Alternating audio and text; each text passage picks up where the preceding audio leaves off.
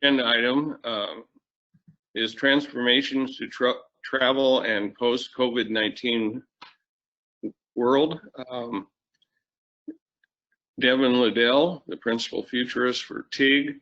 TIG is a leading design company in Seattle that creates products, services, and experiences from emerging technologies and human aspirations. So if you would like to roll right along, Devin, sorry we're a little late, but we'll get you in. Thanks, Mr. Chairman. And just as a quick check, you can see my screen. I just wanted to double check that you can see my screen there. Yes. Perfect. Okay. Thanks. Yes, so my name is Devin Liddell. I'm the principal futurist for TIG. Just as the briefest preamble in terms of who TIG is, if you're not familiar with us, we're probably best known as Boeing's design partner. So we've been working with Boeing for more than 70 years, designing airframes alongside them. We also are involved in sort of mobility in general. So that's including air travel, but we also do a lot of work in the development of new mobility ecosystems, including autonomous vehicles. So we have a public-facing project with Intel as one example that's focused on the future of autonomous vehicles on our roads. So just mentioning those, so you know where I'm coming from when I present to you the material I'm about to share. One quick science fiction interlude, and I think it might be helpful for the purposes of this conversation when we think about pre-COVID-19 and post-COVID-19, there will likely be markers that distinguish the before and after.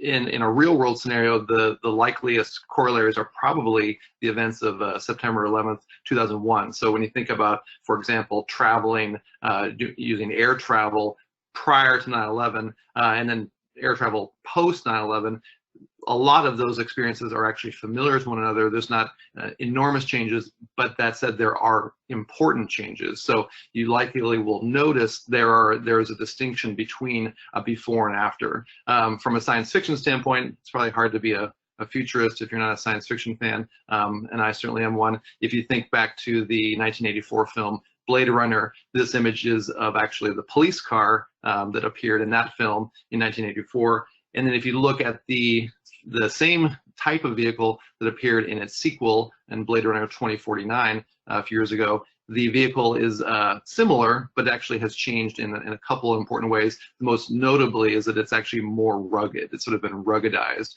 And the reason for that is that it's in the film's universe is meant to withstand an increasingly harsh environment from environmental damage. So those types of markers are things I think we should expect to see when it comes to the mobility experience post-COVID-19. A couple things before I get into some of the likeliest transformations. When you think about what you might have experienced in your local grocery store when it comes to the placement of vinyl stickers or one-way aisles, those solutions work well in some environments, but when you think about air travel as just one example, but certainly light rail stations are others, you simply cannot solve these through vinyl stickers. If you were to do the equivalent of the vinyl sticker approach at SeaTac, which at its peak has 50,000 travelers passing through it, you would very, very quickly have travelers into the parking garage and into the surrounding neighborhoods pretty quickly. So you just actually can't solve for that. The other sort of overriding issue here is that these environments are actually, they require density. They require density to sort of be their best selves. So you actually, when you think about an environment like an airport or a subway station or a light rail station, it's sort of the antithesis of physical distancing. It's the antithesis of social distancing. So we're going to have different solutions to how that's going to work in the future.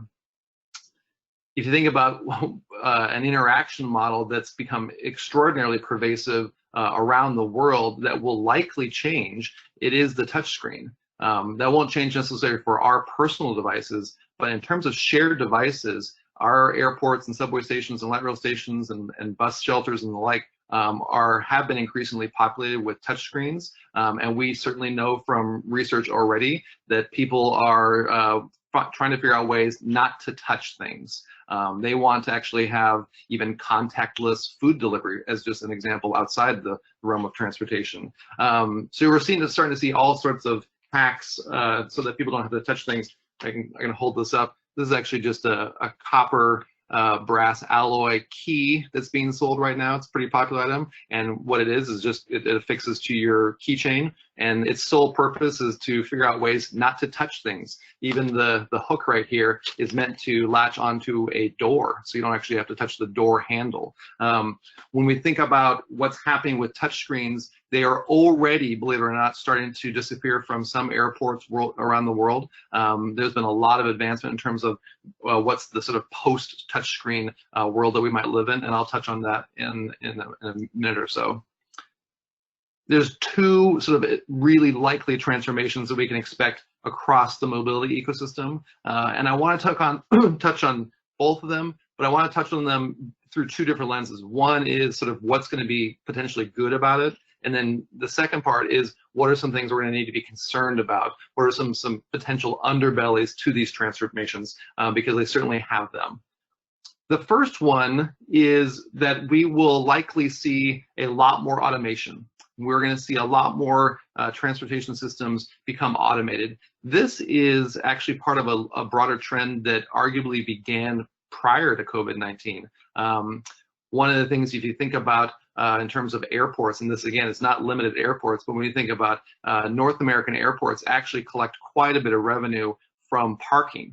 And parking revenue has become increasingly imperiled through ride-hailing services. And one solution to a parking budget or an airport budget that doesn't have as much non-aeronautical parking-based revenues is to actually do more automation, to reduce the labor footprint, which I know is controversial and has its own problems. But that is one solution that some airports have actually sort of adopted. So they've been shifting towards more automation.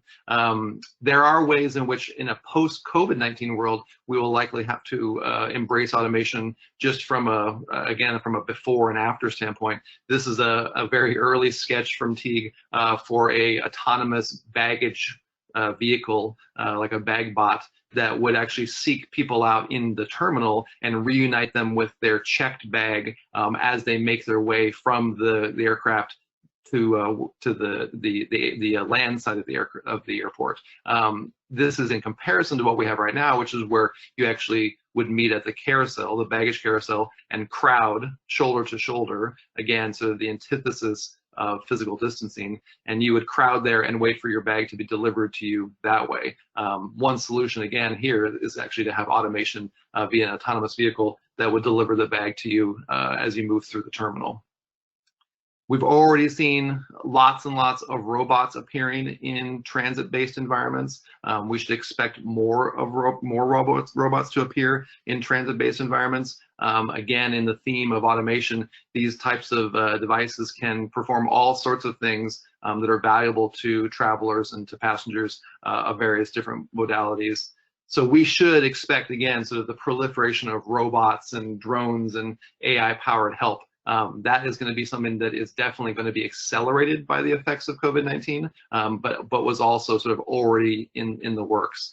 This is a prototype for a drone whose sole purpose is actually to UV sanitize spaces. So this is a prototype for a UV drone that would sanitize bathroom sinks and the like. These can be used, by the way, on board aircraft themselves, on board light rail cars themselves, but also can be used inside the stations for which those modalities emerge.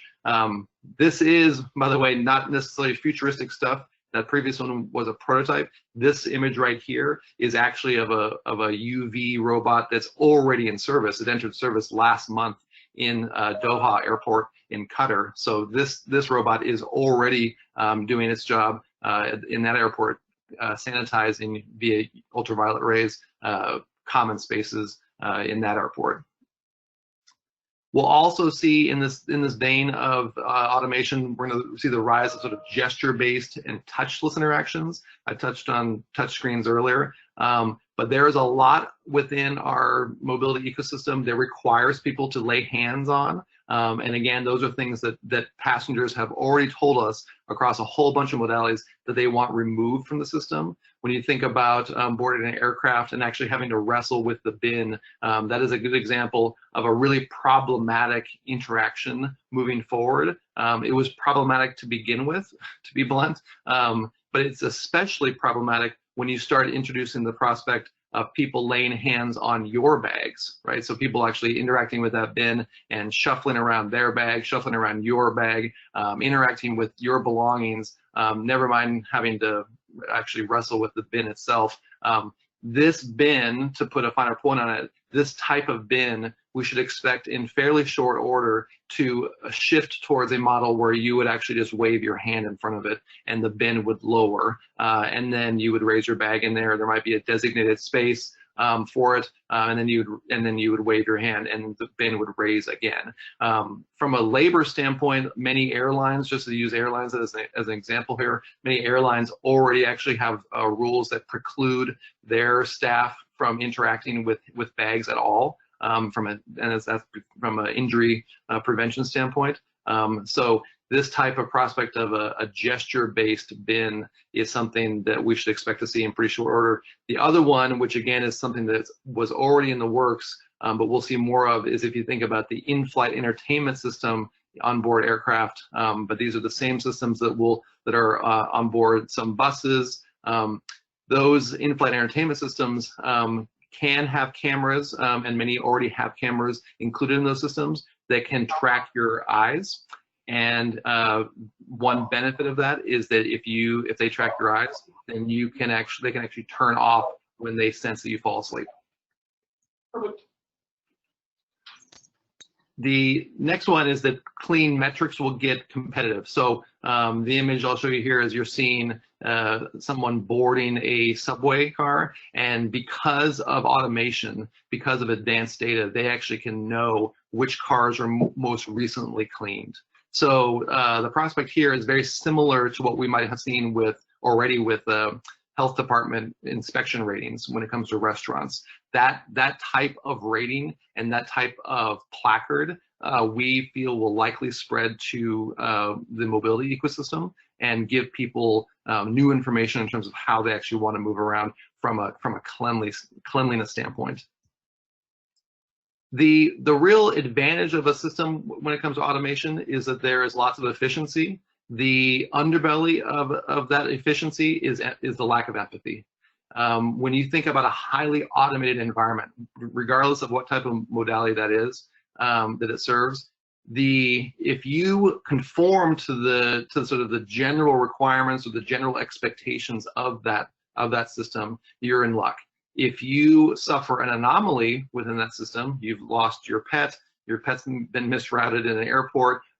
If you're a transgender flyer, for example, just to focus on airlines for a second, if you were a minor, unaccompanied minor, if you are anything sort of outside of what the system sort of regards as the norm, there is a possibility for lots and lots of problems. And that's because there are just fewer human touch points to solve the nuances of those problems. So the lack of empathy within highly automated environments is something that we're gonna have to track very closely to make sure that those systems don't over-index on empathy at the expense of, or don't over-index on don't over-index on efficiency at the expense of empathy.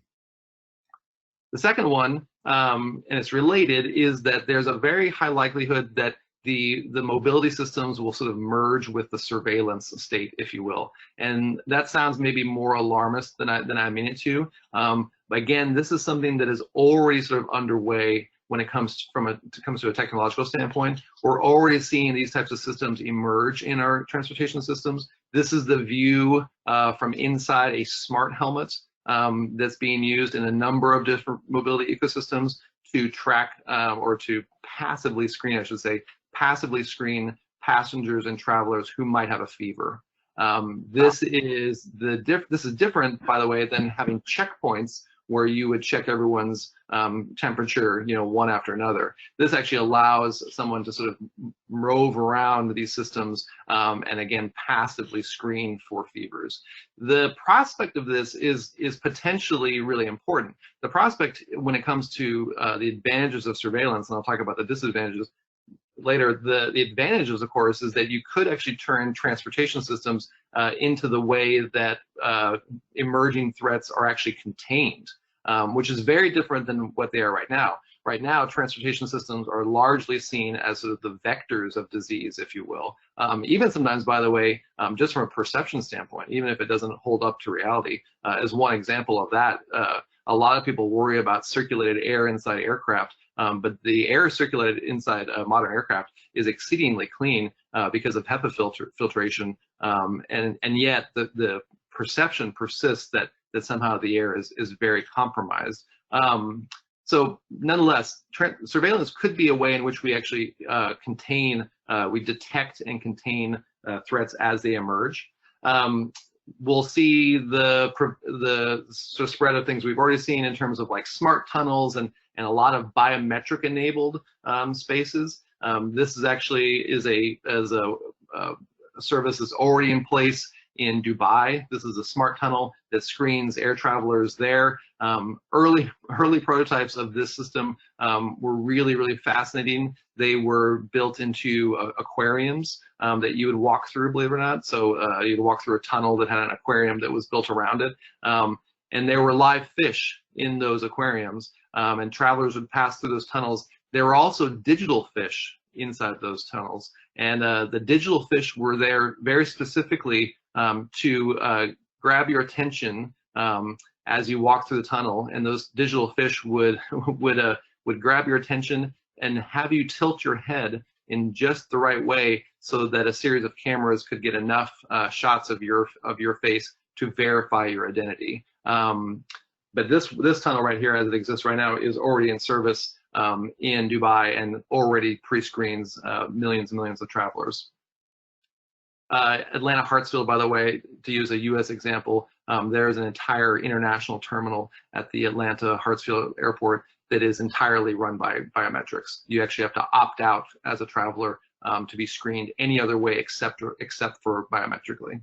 The other thing we should expect when it comes to surveillance is that, and this goes back to my vinyl sticker problem that I raised around the airport, is that transit hubs, are going to have to figure out ways to stretch beyond their physical footprints. They're going to have to figure out ways to sort of move beyond their actual walls, if you will. They're going to have to decentralize. So what this means is, and this is an image from the future, if you will, where you will, in all likelihood, go through TSA screening somewhere other than at the airport. And that's simply because of the constraints of what happens with those queues. If we think about a lot of mobility experiences as sort of a succession of queues, we're gonna have to figure out ways to move many of those queues outside of the physical footprint of that modality, whether that's a subway station or an airport. And what you're seeing here in this image is you're seeing the prospect of going through TSA screening off-site from the airport. So one example of that might be that you have a favorite Starbucks that you go to, and when you go to the Starbucks, you actually board a TSA or a Starbucks airporter that has TSA screening on board, and you go through screening en route to the airport, not at the airport. This actually has a predecessor already when you think about if anyone's traveled via rail, via Amtrak, across the U.S.-Canadian border. This actually already happens from a Customs and Border Control standpoint there, when border agents actually board the train and then screen passengers while the train is in motion. The same thing will in all likelihood have to happen with our post-COVID-19 transportation hubs, because the physical distancing requirements of a current pandemic or an emerging pandemic won't allow for that. Anything other than that. The real problem when it comes to surveillance is that it arguably increases safety. It also increases anxiety. There are very, very clear definitive studies that show the more people perceive that they are being watched, the less control they feel like they have over their environment, and very specifically, the more anxious they become. So this is a prospect, potentially a dystopian prospect of, yes, surveillance can deliver some good things. It can also deliver a sense of alienation and again, anxiety that I think we want to keep out of our transit environments if at all possible. So this is something we're going to really have to track closely to head this off. To use just a couple visuals to support that last bit, and then I'll pause there. If you think about uniforms, these are JetBlue's new uniforms. And if I told my 2 young sons in an airport environment, hey, if you get lost, make sure you seek someone out wearing a uniform. These types of uniforms are actually very warm and inviting. These are what are greeting travelers in Doha, which I mentioned earlier. So this is actually that same environment where there's that UV sanitizing robot in play. This is what airport staff look like when they are wearing those smart helmets that I mentioned that passively screen for fevers. And this looks terrifying, to be totally honest about it. This is a good portrait of what that type of anxiety could feel like. And again, something that we're gonna have to really take some steps to mitigate when we move forward and design these spaces of the future. And with that, I will pause for questions.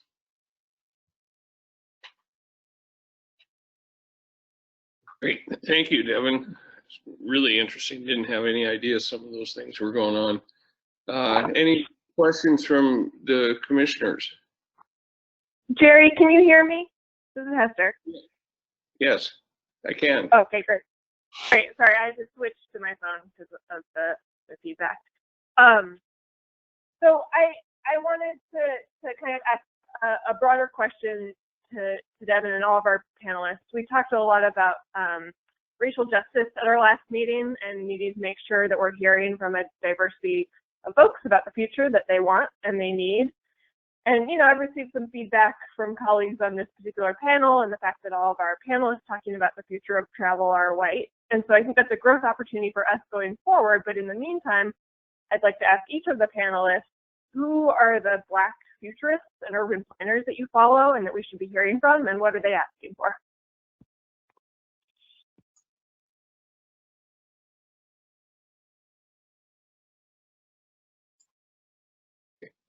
David, could you hear that? Or Devin? Yeah, was that question directed to me, or was that directed to the commissioners? So that's for you, about who are the Black futurists and urban planners that you're following and that we should be hearing from, and what are they asking for? Yeah, I mean, it's a super fair critique, and there are lots of fantastic Black designers and people of color, futurists and designers. I can definitely create a list and send them your way. And I don't mean to sidestep the question, I think, but one thing to sort of to bring up that I think from a system standpoint might be worth bringing up is that the issue you're raising is not a small one when it comes to the tech of the spaces themselves. And just as one example is that there is actually a really, really well documented problem when it comes to facial recognition software, when it comes to racial bias. There's all sorts of bugs that are actually probably more than bugs. They are actually sort of extensions of bias that are already finding their ways into systems that are being deployed, that actually create different realities and different operating conditions for people of color compared to white travelers or travelers like myself who sort of arguably appear more to conform more to the sort of the average, I guess, or the average traveler. So there's that issue is an enormous one. And if that's what you're raising when it comes to the question around who else should be listening to, I wholeheartedly agree, because that is a potential dystopia when it comes to the experiences of various travelers. Thanks, Devin. I appreciate you raising that, and I would love to see a list of the folks that you think we should be hearing from and seeing. Thanks. Yeah, absolutely. I will send that your way for sure. Devin, this is Kelly Fukai. I have a question regarding, obviously, the rapidly advancing changes in technology that we're seeing, especially in response to the pandemic. One thing we find is that the policies and our revenue models for these types of services sort of lag behind where the technology goes. So we're seeing technology being implemented and tried out in airports, for example, across the nation. But the revenue model for airports is, I would say, fairly antiquated, much like we've seen in the utility industry, where as they are trying to quickly evolve to clean energy technology, their revenue models don't necessarily keep pace with that. And as we think about implementing, as you think about how we design the airport of the future or mobility of the future, and ultimately it's our consumers who pay for it, what do you think our consumers should be thinking about with regards to how they are going to purchase mobility in the future? And what are there things that you're seeing in sort of these discussions regarding what are the policies and revenue models that are in place that will make these actually economically feasible for consumers? Yeah, it's a great question, and it's probably it's not a coincidence, by the way, that the places in which we see these technologies roll out the fastest are in non-North American airports that are actually that sort of exist outside of the constraints you just mentioned. Meaning that when you think about airports in Qatar or airports in the United Arab Emirates, a lot of those airports are very, very different from the models in place in North America.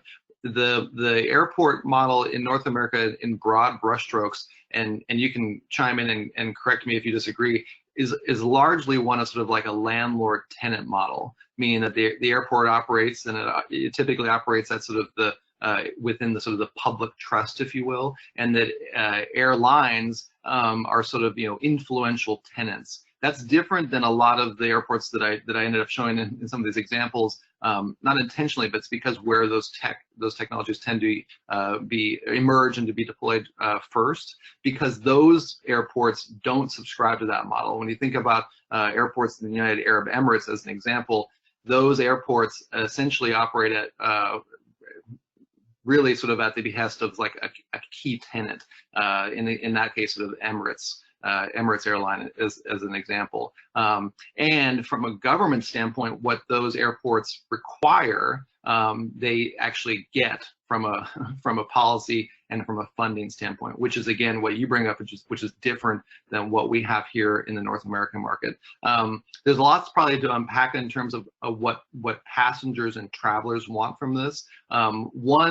One thread to bring up that I think might be sort of a discussion prompt as well is that one of the frequent frustrations for travelers in the North American market across mobility ecosystems is that those systems don't actually interrelate to each other very well. That the connections between our airport experiences and our public transit experiences and our ride-hailing service, those experiences, they actually aren't very well integrated. So that is one big to-do, in my opinion, when it comes to what people want from them. And there might be a way forward around the funding issue around those. And I don't want to drone on too long around this, but I mentioned airport parking. And airport parking is a significant problem when you think about a lot of airports actually get about 40% of their non-aeronautical revenue from parking. One solution to that, by the way, could be to turn something like SeaTac in Seattle, just use as an example. SeaTac has 13,000 car stalls. That means that structure might actually be well suited to be the autonomous vehicle hub moving forward for the entire city. And when you raise that prospect, you actually raise the prospect of maybe actually serving people's mobility needs more along the lines of how we would serve citizens through any service that's offered by the public infrastructure.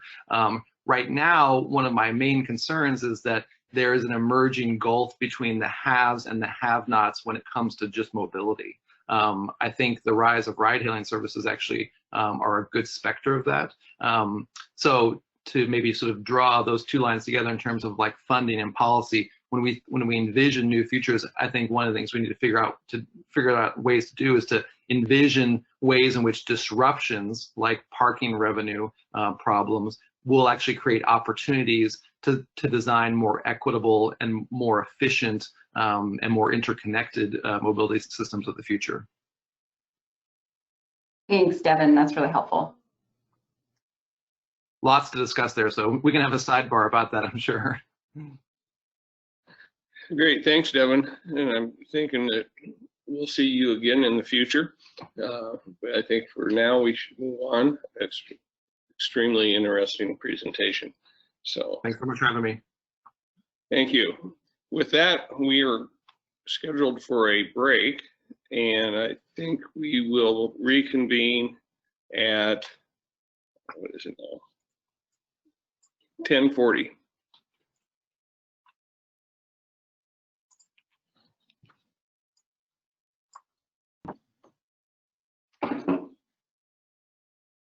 Hi, Sabrina. Nice to meet you.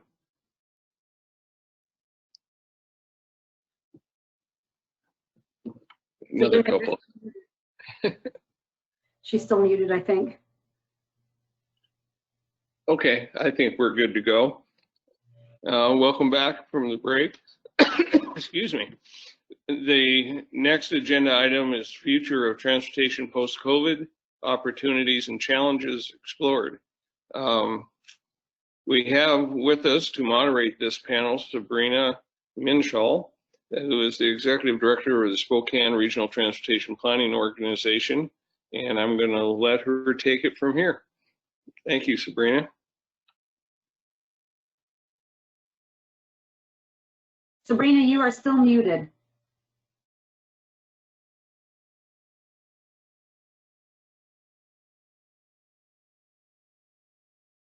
Try one more time.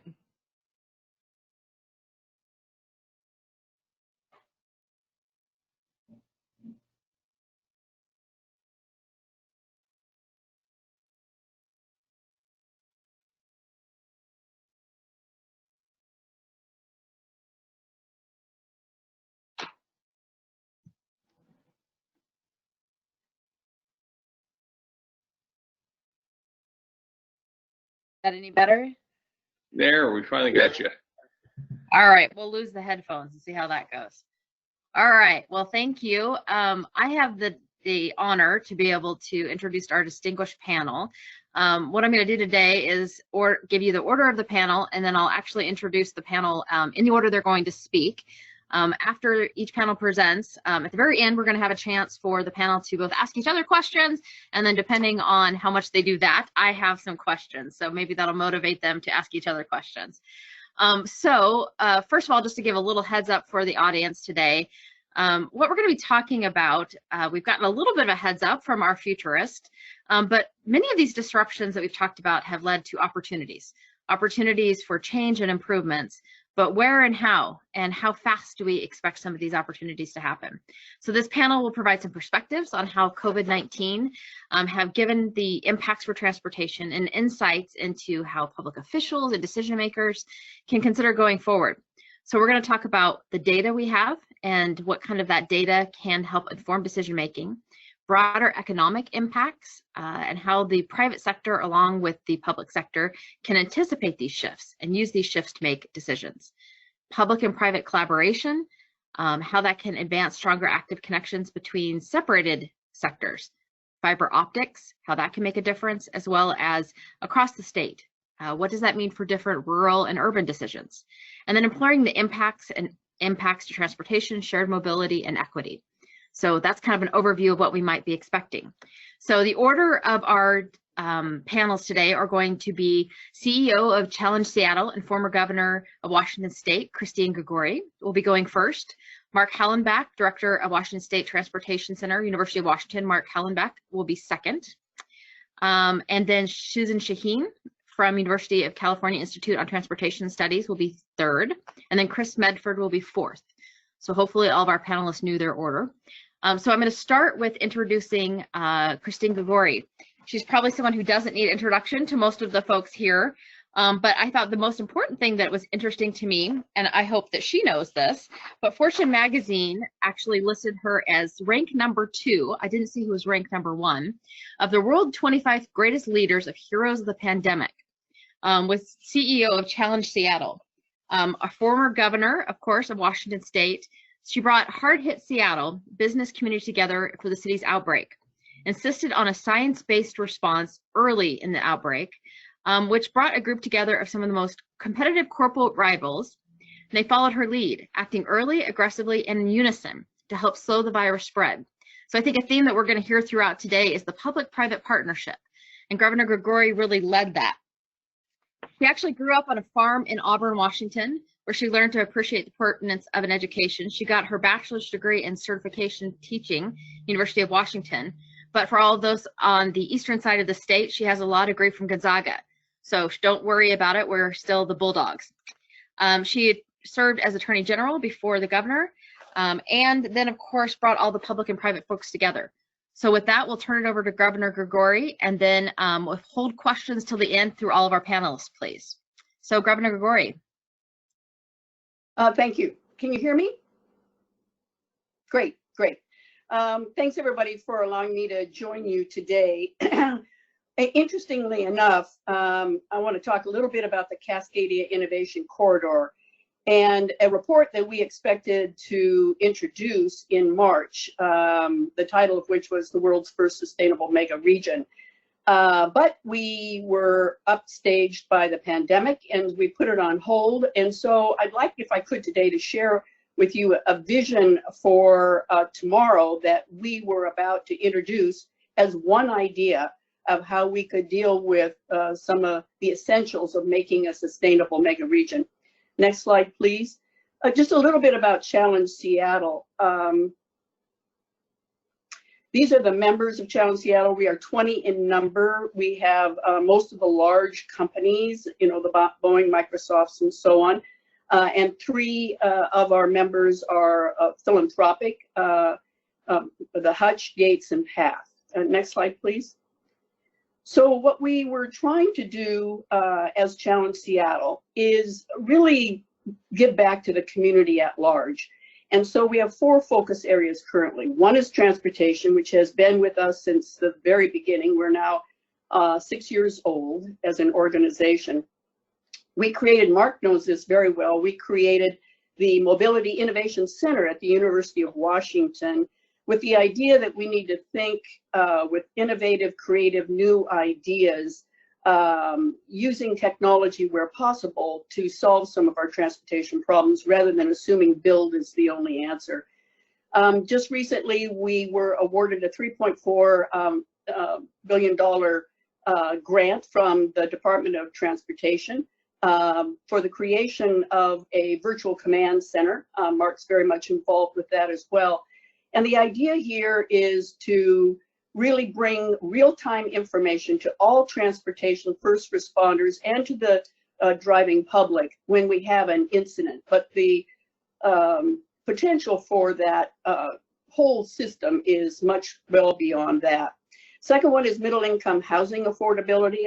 If you're familiar with, for example, King County, not just the region, but King County specifically, it's not too far in the future where we will not have affordable housing literally anywhere for our low and middle income folks.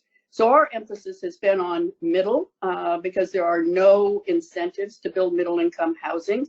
Those are our teachers, our first responders, our people who build our homes. Think about who those all involve. Education is the third pillar of our work, where we work both with graduate work at the GIX, the Global Innovation Exchange, and our high schoolers throughout the region, trying to incent them to not only finish high school, but go on and get something beyond, whether it's a degree or a certification, whatever it might be. And the fourth one is the Cascadia Innovation Corridor, which you'll hear a little bit about today. So next slide, please. The Cascadia Innovation Corridor has been in existence for a very long time with little attention and no effort really being placed on it. The vision is really, as with any innovation corridor throughout the world, to be highly competitive economically, but distinguishing Cascadia, we also want to be a problem-solving organization where we can bring to the fore, looking at persistent problems, particularly societal problems, share success with the world. So what you see there is a steering committee that we created in 2018, co-chaired by myself and Greg Diamanon of the BCBC, that's the Business Council, British Columbia. And you see our subcommittees there. We're looking at our strengths, life sciences, sustainability, particularly in ag, transformative technologies, and then things that will support us. The one that's key for purposes of today is the transportation, housing, and connectivity. And while the three subjects may sound that they're not wedded to each other, in just a moment, I'll share with you why they are. Next slide, please. So mega regions, you may not be familiar with. Historically, we've always found competition through international cities, Paris, London, and New York. But what has happened with growth, in particular economic growth, is the creation of mega regions where you have multiple cities, rarely cross borders in the United States. There are 29 identified nationally, 11 in North America. Cascadia is one of them. And what it is an opportunity for all of us to work together and share values. So unlike most other mega regions where their sole focus is economics, ours is history, ours is economics in terms of how we have prospered culturally. As I always say, we even have the same sense of humor, and it's a little bit different than any place else in Cascadia. Anyway, you can see there when you connect Portland, Seattle, and Vancouver, what the GDP is, the population, and why it's considered a mega region. Next slide, please.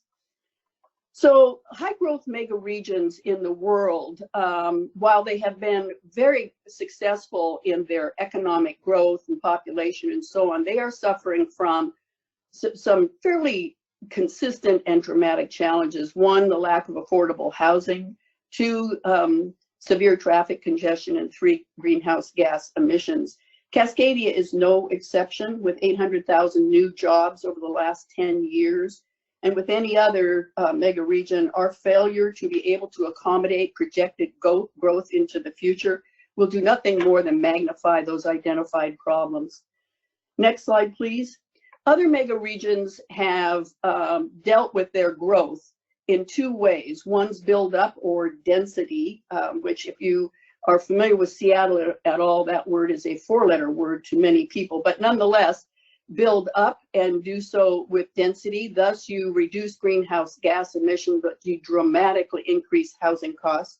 And the second is build out, particularly in places like Texas, where you get more affordable housing, but you get people driving in single occupancy vehicles. Cascadia is one that has built up in large part because you look at those three major cities and you can see they're constrained geographically by water in at least two instances and by mountains on the other side. So build up has been the only viable option to them. Next slide, please. As the estimated growth, as we look at $3 to $4 million in Cascadia by 2050, we have to look at how can we accommodate. Well, with our existing urban cores in mid-sized cities, we think we can estimate absorption of about 2.3 million. That leaves us 1.3 million with virtually no capacity. So we need to think big about what might be a solution to that, and a solution that is actually done in a way that is sustainable and addresses those three problems. Next slide, please. Without big changes, we're not going to be able to accommodate the growth that we're going to see in this corridor. By 2050, the trend will show us unaffordable, as well as high congestion in transportation and high emissions. So what you see there on your x-axis is really how long the commutes will be, and you will see that by 2050, projected Cascadia will be among the worst. And on the other axis, you will see the housing affordability. And again, you will see that we would be among the worst if we don't take action now. Next slide, please. So as we're thinking about bigger ideas, how do we really define what is a sustainable mega region? No one has done that. We took a stab at it. We thought there would be three pillars that would be key. One is looking at housing affordability, and particularly in development. Two is transportation and how do we absorb population increase, let alone current. And three, environmental stewardship. And that we mean in accord with the Paris Climate Accord. So while others have never defined it and others are kind of stuck in their current mold, we think Cascadia has an opportunity to look at the issue and tackle it head on. work together in a public-private partnership and see if we can't be a model for the rest of the world. Next slide, please. So we would like to be an example of how you can, in fact, deal with growth, do with it by addressing those three issues: housing affordability, transportation, and emissions. So what we would like to do is propose an idea that we begin the process of establishing capacity for the growth by the creation of cities that are built on less developed land along the Cascadia corridor. Those could be new, those could be expanded, either one. But these cities would provide affordable housing, be home to job centers. So it's not just commuting, it would be the home of job centers, crucially important, and would need to connect our existing cities via high-speed transportation. The construction of that transportation offers us a unique opportunity to lay fiber optic cable so that we could get high-speed internet access to everyone in Cascadia, all the more important as that growth comes about. Next slide, please. This is not new, so I don't want you to think we're the only ones that have thought about this idea. Building new cities is one that's being discussed and in fact being addressed in Texas. There they've got the construction of a high-speed passenger train to connect Houston and Dallas. And in the process of planning that route, the developers selected a completely undeveloped plot of a site where they want to build a new city, create a community from scratch with pre-built connections to the two largest cities in the state. Internationally, there are several examples. Here's one called Forest City in Malaysia. It is built on 4 islands about 30 miles from Singapore. Connecting it is high-speed rail with the cities connected to both Singapore and Kuala Lumpur. Investment in the project has already topped $100 billion, and developers estimate a population about 700,000 by 2050. Next slide, please. As I mentioned to you earlier, we were going to put this document out that we've produced in March, and then of course the pandemic hit. But interestingly enough, we stopped and did not issue the document. We decided to wait till later. Now we can see that actually the pandemic may have in fact fostered the idea. Social distancing measures have forced us into an unbelievable experiment about how do we work from home. And that seismic cultural shift that we've done in just a matter of months doesn't appear to be projected to go away, but rather having more and more people being able to work from home. And while they may come to their major city of employment a day a week or possibly 2, nonetheless, the bulk of their work would be done from home. And so we wouldn't have 5-day commutes. At the same time, people will always need the social connection, the desire to visit, the desire to see the culture and the nightlife, and that would be provided as well. So our proposal supports all of this, allowing people to live further from the urban core, but supporting their access whenever they want and when they need to a major job center in an international city. Next slide, please. So our plan would reverse Cascadia's current path to unaffordability and congestion and emissions. And what we would hope is in achieving this vision, we would actually find ourselves with much greater commuting time and much greater affordability and much reduced emissions.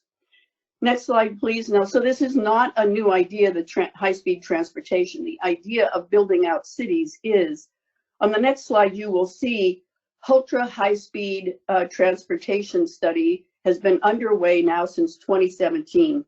Phase 1 was monies appropriated by the Washington State Legislature with support from Microsoft. The report was submitted in December of 2017, and in it they estimated a capital cost of between $24 and $42 billion, with the potential to cover operating costs as early as 2035. Phase 2 was a business case analysis, and that was submitted in July of last year, funded by, this time, the Washington State Legislature, British Columbia, Oregon, Microsoft. In it, They estimate additional economic activity of upwards of $350 billion, emission reductions of 6 metric tons over 40 years, and the highlights would be 156 to 300 million estimated annual revenue by 2040. Phase 3 is being undertaken right now. It's to address because it's regional, the governance structure, long-term funding and financing strategy, and the engagement plan for policy leadership for elected officials. That report is due in December of this year. So next slide, please, is an example of high-speed transportation, not one that we are necessarily assuming will be the one. There are multiple options out there that we should be thinking about, but it does give us an opportunity to be thinking about connecting Vancouver, British Columbia to Seattle in under 60 minutes, or Seattle to Portland, again, in under 60 minutes. Next slide, please. So we have experienced, because of the pandemic, the most successful public-private partnership. And it isn't just Challenge Seattle, it's the business community at large with the public sector at large and community organizations I've ever seen in 40 years in public service. It's going to take something akin to that. This can't be done with public dollars alone. It's got to be a public-private partnership. We've shown the capacity to do it for the pandemic. We think addressing sustainability in a mega region, we ought to be the model for the world. We're perfectly capable, and this is one idea of how we might accomplish it. Thanks for inviting me. Thanks for letting me be a part of this prestigious panel. Thank you, Governor Gregoire. So I know I have some questions for you, but let's go ahead and hold those until the end.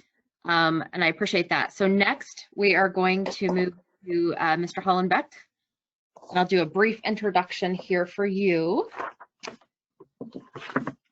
If I wait too long, I'll let you introduce yourself. All right, so Mr. Hollenbeck is the director of the Washington State Transportation Center at University of Washington. You've been with TRAC for over 32 years, which is impressive.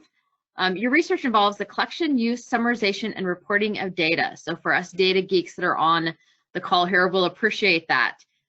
It's really about describing the transportation system and performance, and then using that data to work with the public and decision makers as you make major transportation and land use investment decisions.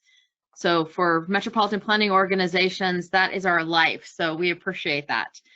You're working with multiple agencies about big data and how the new technology can be used to help with regional mobility, and how mobility options are helping with transportation and land use decisions. So I have a great idea that you and I may be talking more offline. So with that, we'll let you start talking here about the COVID world post-COVID, which I hope will be soon.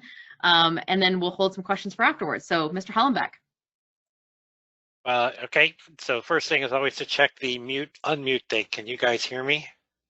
Yes, good. Okay. As far as first thing, remember, I'm an old man. You guys are all young and vital. I'm an old guy.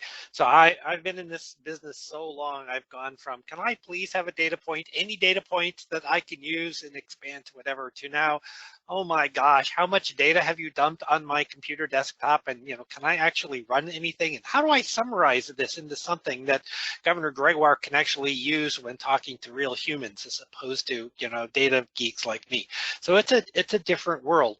And part of that different world is human behavior. So in this question, and I don't think you're showing slides, so there's one of my slides in there. If we get to it, I'll use it. Other than that, I just shipped text slides so that other people could see what I was thinking. The thing I want you to, I want to bring up and have everyone remember is humans are humans, and we are an adaptable species.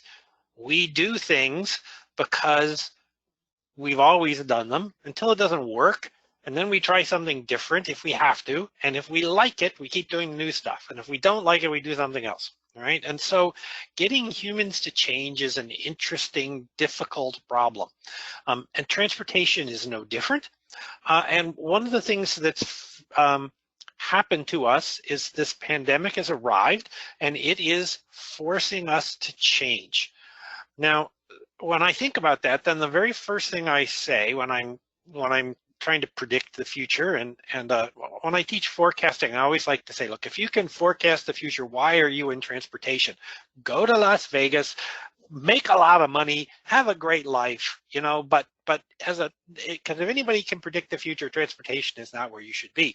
So as a predictor of the future in transportation, the first thing you have to realize is you're wrong. Just give up, you're wrong. Now, the question is, hopefully you're not wrong too much. You want to be wrong a little bit, not wrong a lot. So, well, first thing I say when I'm trying to think of how am I not going to be wrong is how long are we going to be in this lack of vaccine COVID world when everybody is, instead of being in a room chatting with each other, having a great time, we are locked in our houses trying to avoid showing the liquor bottles behind us. If we have a vaccine in the next 3 months, 4 months, something of that nature, we will go back to being the way we used to be because we haven't been at this new environment long enough to do anything different, and we're humans and we'll go, hooray, the bars are open, we can go watch, well, I don't know, are you going to watch the Mariners or not? That's a Mariners question. Are we, you know, we'll go watch the Seahawks because they win, right? You're the Sounders, they win. And so we will jump back into living the life our urban environment has set up for the last 100 years to let us do. So if we get a vaccine and it works in the very near future, we are going to do everything that we used to do. And then please, you know, Governor Gregoire, I sure hope that your plan works. Yes, because that would be wonderful. Now, let's assume that it takes another 1.5 years to get a vaccine that actually works, which is unfortunately distinctly possible, and certainly the history of development of vaccines. So in that case, we are working under a very different set of transportation and human interaction environments than we are used to. So if that happens, if in fact we have that change, then the trends we were watching will not exist anymore. So what were the trends we were working from? So the first trend was urban life was making a comeback, right? In large part because, as Governor Gregoire said, in many of our mega regions where a lot of the economic strength of the country is at the moment, those environments have run out of space to build stuff, which is why we're looking at, all right, we can't do what we used to do because it's not working anymore. What are we going to do? So the outcome of that was the behavior change of people saying, you know, I was buying that cheaper house and commuting for an hour, but there aren't that many people willing to commute for an 1.5 hours just for the cheaper house. And so the change was occurring in that people who were interested and willing to change, who took that opportunity, said, okay, by the way, they're Mark, I'll take a smaller house. I'll give up the 3.5 car garage. I'll deal with the 1 car garage that no car actually fits in. I'll give up, you know, 1,000 square foot of housing space because my kids have left. It's just me and my wife. I'm going to go into the inner city where I can get to the theater. I can get to the Sounders. I can walk to 36 restaurants from my house. And at my stage in life, I'll take that trade. There were an awful lot of people who were making that trade. There are people in my stage of life, down to 2 of us again, who want to partake in all of those wonderful activities associated with urban living. The other side was the other half of this group, which is the 20-something millennials who are single, just married, partnered up, whatever, maybe 1 kid, who are making the same trade. They want to have access to cool bars, access to good music, access to activities, and the hour commute to get there just doesn't work for them. So this trade to urban living where growth was happening, and Seattle is a great example, Vancouver is a great example, Portland is a great example of this shift. All of a sudden it's like, woo, is this going to happen anymore? Because the COVID change is that, oh, the industries that are driving this suddenly have said, well, you can work from home.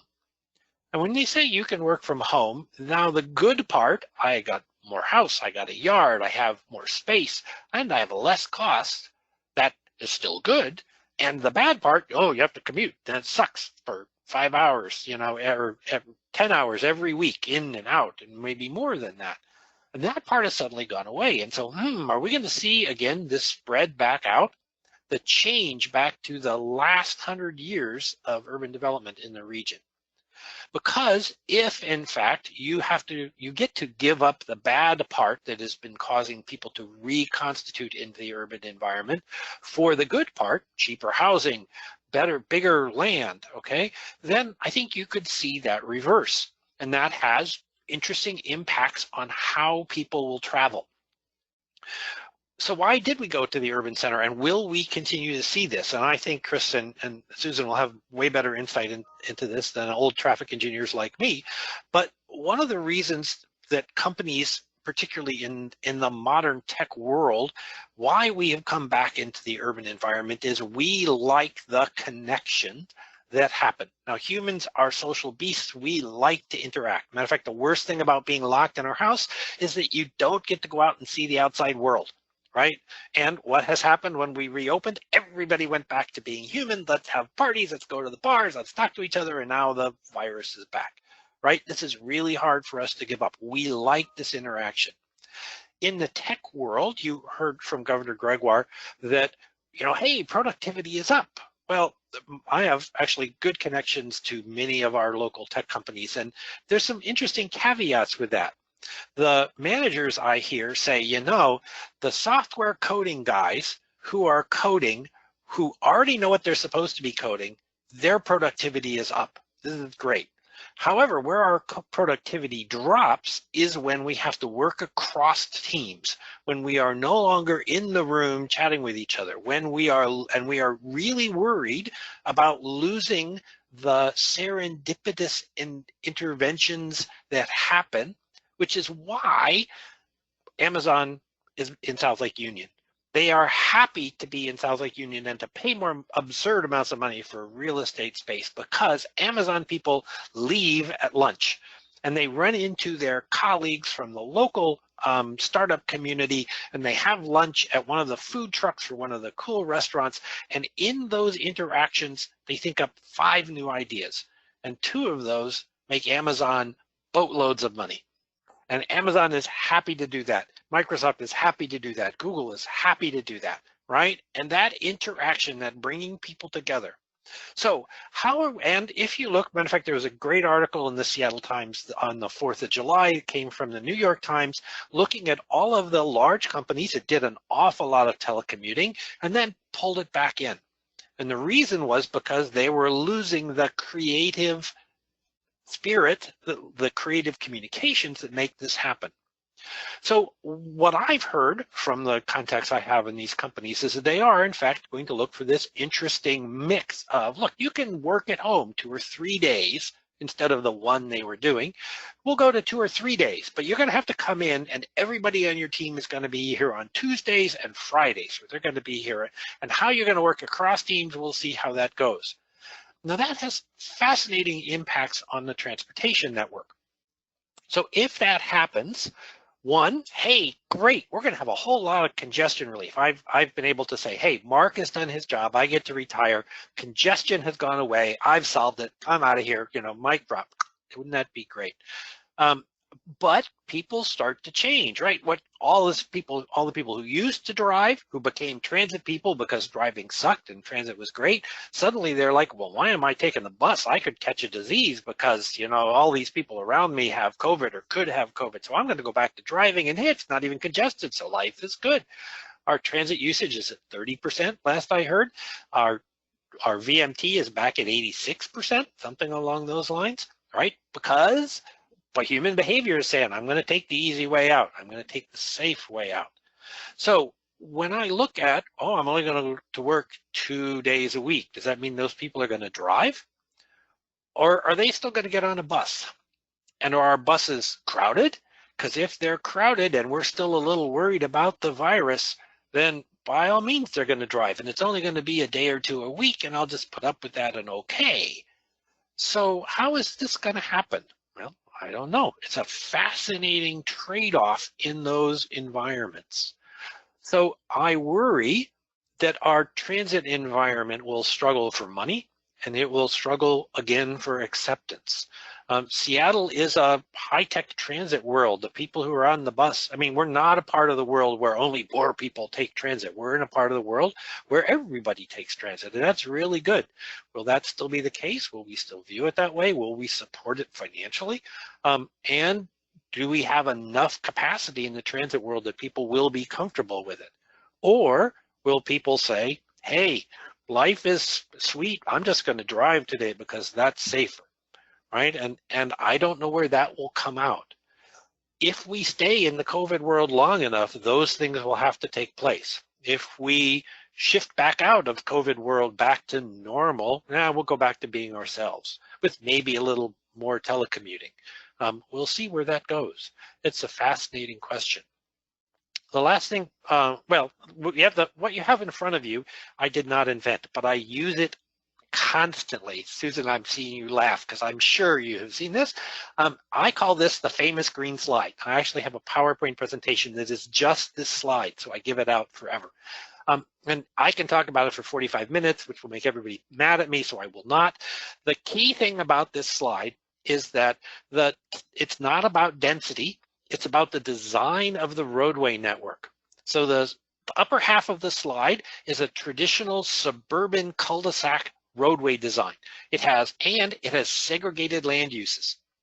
The vast majority of the United States is built like this because we built the country around the car, and this works great for the car. The upper half of the slide is all designed around the fact that you have quiet neighborhoods and no through traffic.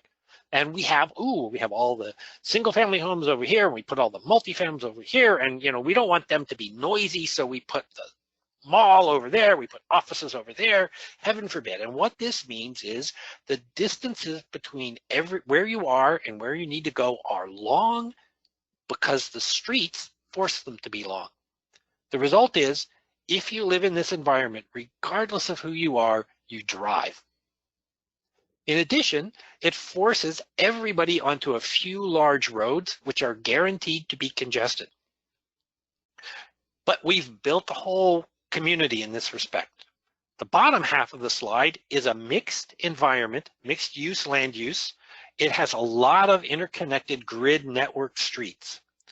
The downside of this is these streets get used because people gravitate towards the open roads. And so there's lots of through traffic that makes it a little noisier and makes it a little more confusing. The good news is you can travel really easily, very few distances. This is my neighborhood, right? I can walk to 36 restaurants, even though I live in a single family neighborhood, right? I have short distances to all kinds of activities. So to me, walking, biking, transit makes really good sense because transit serves this community. On the upper half, where so much of the United States is built, those modes are difficult to make work. So it's easy in this top half to go back to driving. It's tough in the bottom half to look at all of this traffic and say, wow, I want to drive. No, I want to be able to walk. I want better bike commutes. In the city of Seattle, thanks to COVID, we've removed a bunch of cars. The city went out and said, oh, this is now Bike Street. This is now Bike Street. This is a one for, this is a place where we're going to make everybody go slow. And people are liking that. Will they continue? I don't know. When we look at this, if we're trying to change behavior, you have to look at how this behavior goes. So Governor Gregoire, when you build those new towns, please make sure they get built like the bottom half of the famous green slide. If they do, people walk and bike within their communities, and they will hop on your high-speed train, Hyperloop, whatever your high-speed mode of travel is, to get to the other urban environments. So the last thing I'll say then, and I'll be quiet, is data. I'll have questions and things like that. And data, the key, we have to have data to actually understand how people are interacting. We have to understand how this is. There are lots of marvelous new data sources. The downside is all of those invade privacy. So we have to have controls so that the data can be used and summarized, but we have to avoid distributing that data to everybody in the outside world because there are small numbers of people who will do bad things with that data. So we need the data. yes, it keeps people like Mark and Susan in business. Thank you very much. You know, Susan, I love the work you've done. Keep going. You know, and Sabrina, I don't know you very well yet, but yes, you know, welcome. Come down, chat with Data. We have cool data to be talking about. And other than that, I will be quiet. Forgive me, as always, I've talked too long, but you know, Rima knew when she asked, so sorry about that, but blame her. Okay, Sabrina, I will turn it back to you. Thank you, Mark. And I thought you were going to talk about data. I didn't know you were going to talk about land use and the passions of planners. I would have let you go first. That's why I gave you the slides. But I'm glad Governor Gregoire went first. Yeah, hey, I'm good. I'm good. All right. No, it's exciting to have all of those issues. So we're going to have even more conversations. Land use and data and mega regions all in the same conversation. So that's going to lead to some great conversations here in a minute. So thank you very much. So I'm going to go ahead and introduce Susan Shaheen. I saw her nodding her head quite a bit, so she's going to be following up on some of your points. I can see it coming. Ms. Shaheen is a professor in civil engineering and environmental, co-director of the Transportation Sustainability Research at UC Berkeley. She's authored 75 journal articles, over 125 reports, 18 book chapters, and co-edited 2 books. Somewhere in there, she also has time to be the mother for 2 boys, 8 and 11. In her spare time, which I'm not sure where that is, she loves to travel and ski. She's originally from upstate New York, but has been in California since the early 90s. She's also won the 2017 Roy Crum Award from the TRB, Transportation Research Board. In May of 16, she was named one of the top 10 academic thought leaders in transportation from the Eno Foundation. So I am excited to hear all of her thoughts that she has coming, and I know we have some great dialogue after this. So go ahead, Ms. Shaheen, and let's go to your presentation. Thank you. Great. Well, thanks so much for the kind invitation to join this prestigious panel, and to the Commission for inviting me. So I think you're going to be driving my slide deck. Is that right? Indeed. All right. So my focus is going to be on COVID impacts, largely on the public transit sector, as well as the shared mobility industry. And for those of you that are less familiar with shared mobility, it's largely, you know, this space that's both business to consumer and peer-to-peer based. It includes everything from the micromobility devices like the shared scooters and bikes, as well as transportation network companies, services like Lyft and Uber, as well as companies like Gig that I know you just welcomed into Seattle. So congratulations on that. I've been actually studying them quite a bit here in the Bay Area. So congrats on that acquisition in the car sharing space. So today I want to talk about the challenges and opportunities, and I follow a whole list of speakers who are fabulous, who've already, I think, spoken to this sort of punctuated moment in our history, right? It's really going to have an impact on transportation, and it already has. And so I think we're going to think, just as Devin said, of before COVID and after COVID. That I think is pretty clear, and with it comes a lot of challenges, but possibly some opportunities and silver lining, which is, I'm sure, why you guys are here, right? Let's figure out how to turn this into a glass that's very half full or more. Okay, I'm also going to talk about social equity considerations. I actually created this talk some time ago before we saw a lot of social unrest. So the first time I gave this talk, I think, was at the very end of March. And so I think that this is becoming even more and more relevant today. And so my comments, I think, remain the same. I think we've got a lot of work to do, but I think it's been highlighted by COVID, as well as social unrest that we've seen around racial justice lines. So I'm going to walk you through some of the impacts we're seeing in public transit and shared mobility, and possible futures. So I did sort of a back of the envelope kind of analysis along the lines of automation, as well as shared automated vehicles. We heard a lot about that from Devin earlier regarding the excitement around automation and how that will likely to continue. So with that, Sabrina, we can move on to the next slide. So with this COVID crisis came incredible economic impacts. Yes, we're starting to make our way back, but it's still pretty devastating and likely to continue. I think one of the things that struck me by this is just, how clearly people like ourselves are able to just become very resilient by the use of technology, and others who don't have access to technology are potentially left behind, and their employment affected and their lives affected. And we have also seen a dramatic reduction. As Mark mentioned, yeah, the vehicle miles traveled is on the rise, but when we look across the country, when COVID hit, we saw dramatic changes. And you can see here I've listed Seattle, along with Los Angeles, significant reductions in our gas tax revenues. And that has massive implications for how we're going to pay for public transit, as well as the whole maintenance of our transportation system.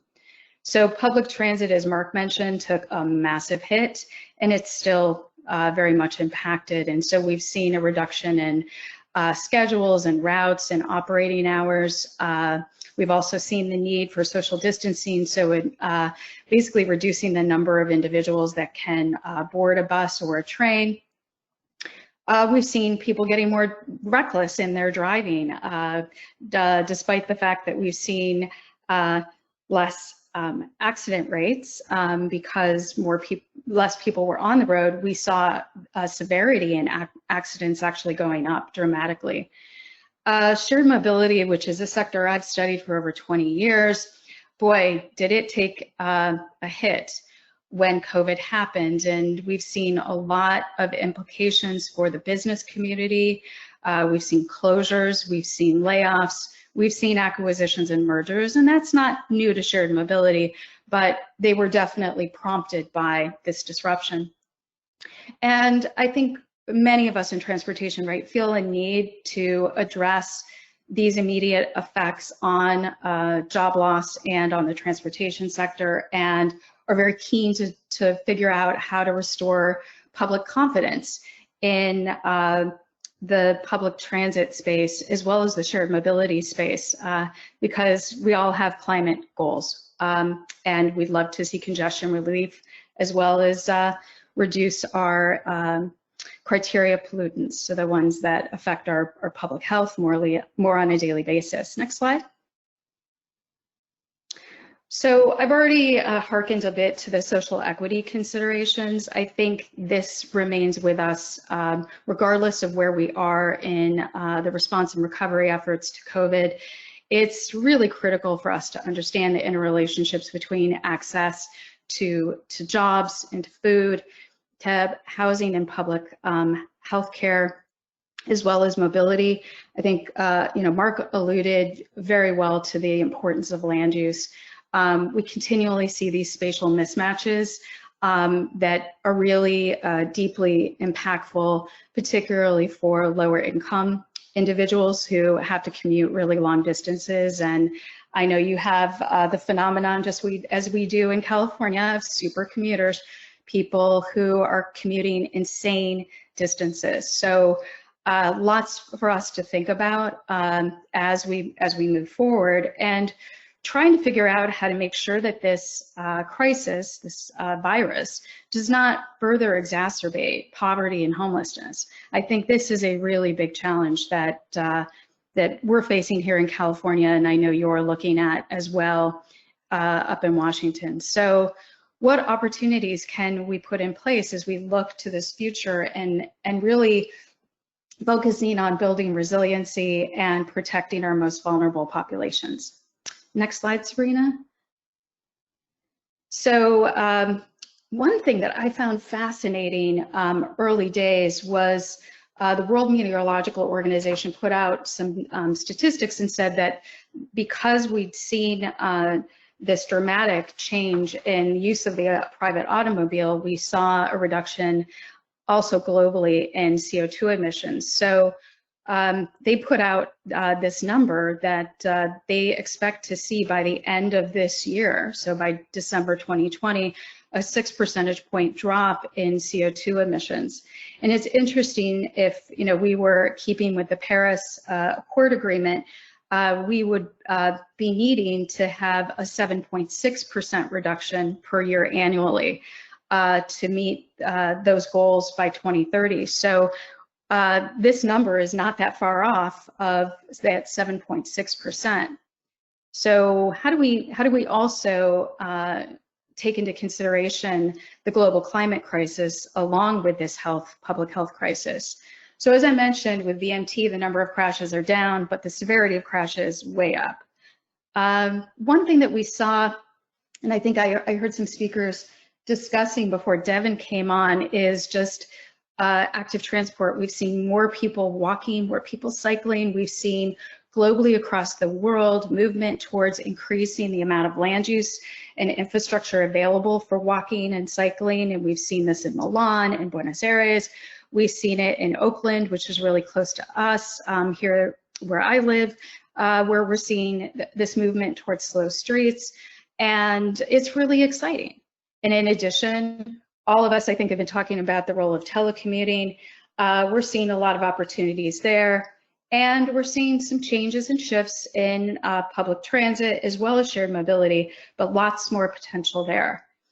I do think it's a really important time to focus on what I'm calling now the new three Ps in my talk: public policies, public-private partnerships. We heard the governor mention that very strongly. And then I would make a really strong call for the role of context-sensitive solutions and a really strong focus on people.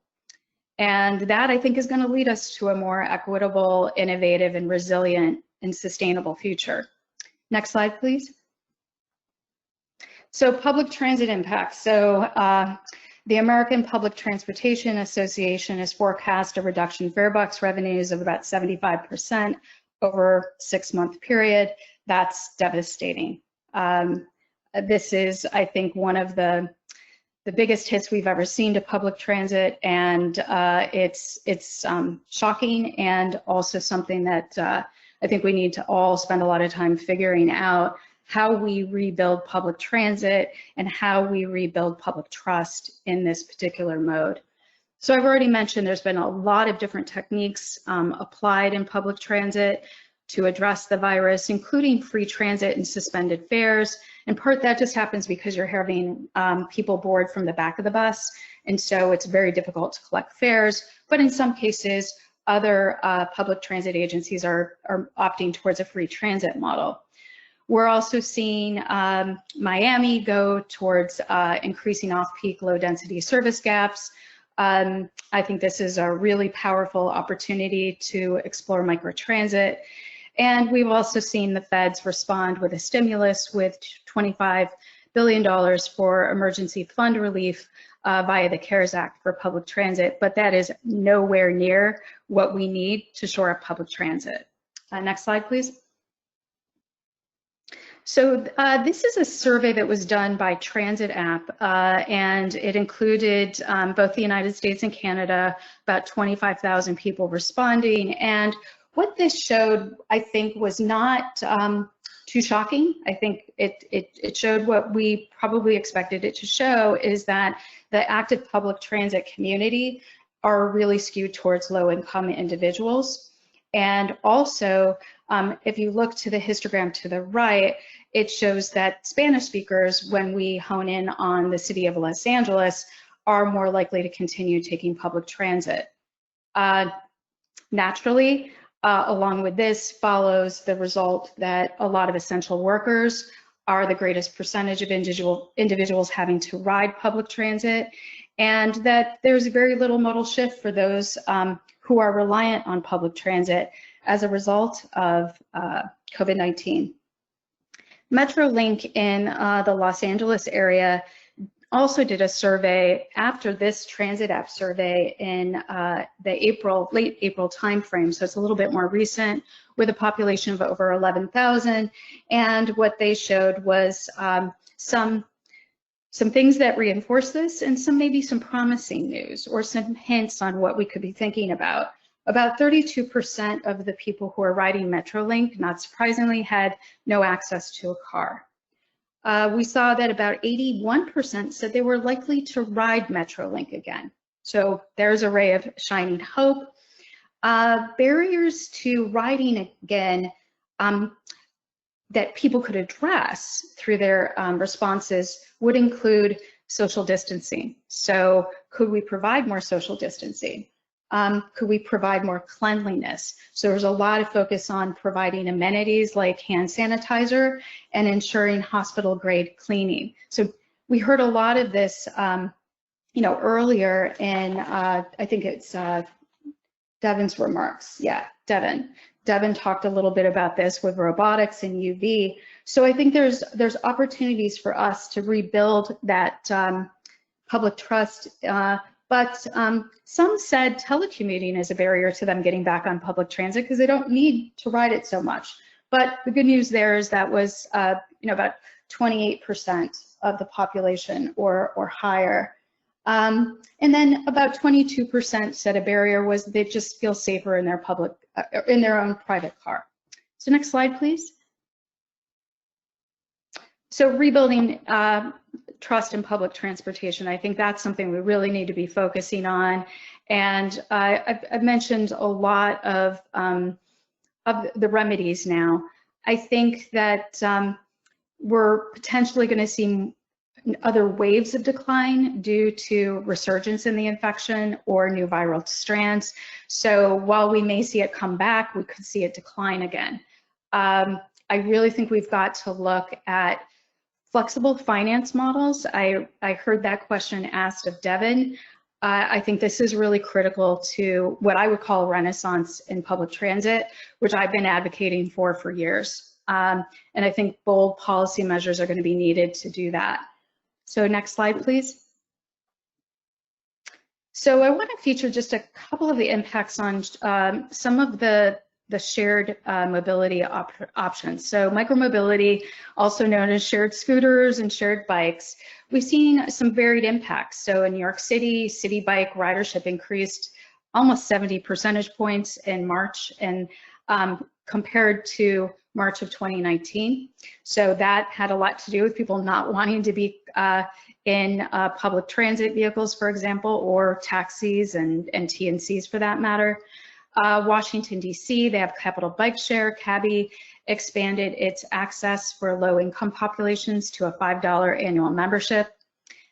We've seen notable layoffs in Bird, Lime, and Jump, and we also saw the acquisition of the Jump operations under the purchase by Uber of the Lime system, and Lime now taking over Jump. In mid-April, Lime suspended all of its service except in South Korea, and a number of the companies are looking at advanced technologies and cleaning procedures like nanoseptic handlebars. Next slide, please. So micromobility. So from a policy response, we've seen free and discounted memberships. We've seen free discounted memberships for essential workers. We've also seen shared micromobility services deemed as essential work itself in the city of Baltimore. And we've seen these modes used for restaurant deliveries in places like Syracuse, New York. And then we've also seen them banned entirely in places like Miami and Sacramento, again, due to concerns regarding the virus transmission. Next slide, please. So TNCs and pooling. So dramatic declines in TNCs. We have seen a lot of partnerships to move essential workers and to get people to medical appointments in vehicles like Uber and Lyft. And we also saw in mid-March, Lyft and Uber suspending their pooled operations due to transmission concerns, which makes sense in the context of social distancing. Next slide. So what I did here is I applied the lens of a disaster management cycle, just kind of back of the envelope calculations. So just looking at economic effects, consumer behavior, policy responses, and technology. And here I really applied the lens of looking at automation. How is this going to affect automation and possibly shared automated vehicles? And, you know, as we look at the response period of say 6 to 24 months, because we don't know how many waves we're going to see in this or resurgences of it, we're going to see disruptions in supply chains and labor, and we're continuing to see lower oil prices. We saw that before the pandemic even hit. Consumer behavior, not shockingly, has shifted away from HOVs or high occupancy modes, and we see massive increases in e-commerce, deliveries, as well as telecommuting. So probably more economic stimulus, or at least we can hope for that, and support for public transit and telecommuting. And I think we're going to see a lot more, as Devin predicted, contactless applications, more AVs, more drones, more robotics, even in this very short-term time frame. The markets are shifting very, very quickly in the tech sector. And then as we move to the recovery, we would predict stronger recovery in public transit and shared mobility, and oil prices, presumably returning to levels pre-COVID. Consumer behavior, it's uncertain, as Mark mentioned. Hard to predict humans' behavior, and short-term impacts can be lasting or not lasting. And so that's why I would emphasize policy levers to ensure that we're reinforcing positive behaviors. Policies to reduce vehicle miles traveled in GHGs, telecommuting, active transport.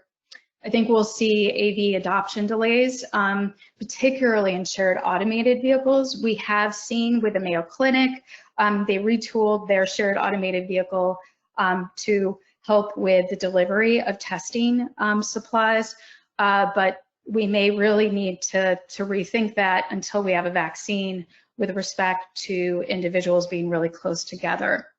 So mitigation, auto and mobility sectors, going to be increasing use of automation in their supply chains, and very carefully monitoring infectious diseases. Ford introduced some technology to disinfect police cars really quickly. Consumers are going to probably continue to social distance. Maybe we can get people universally to use masks. We've certainly seen that in Asia. And we're probably going to see, from a policy environment standpoint, more transport sectors implementing practices to prevent infectious diseases moving forward.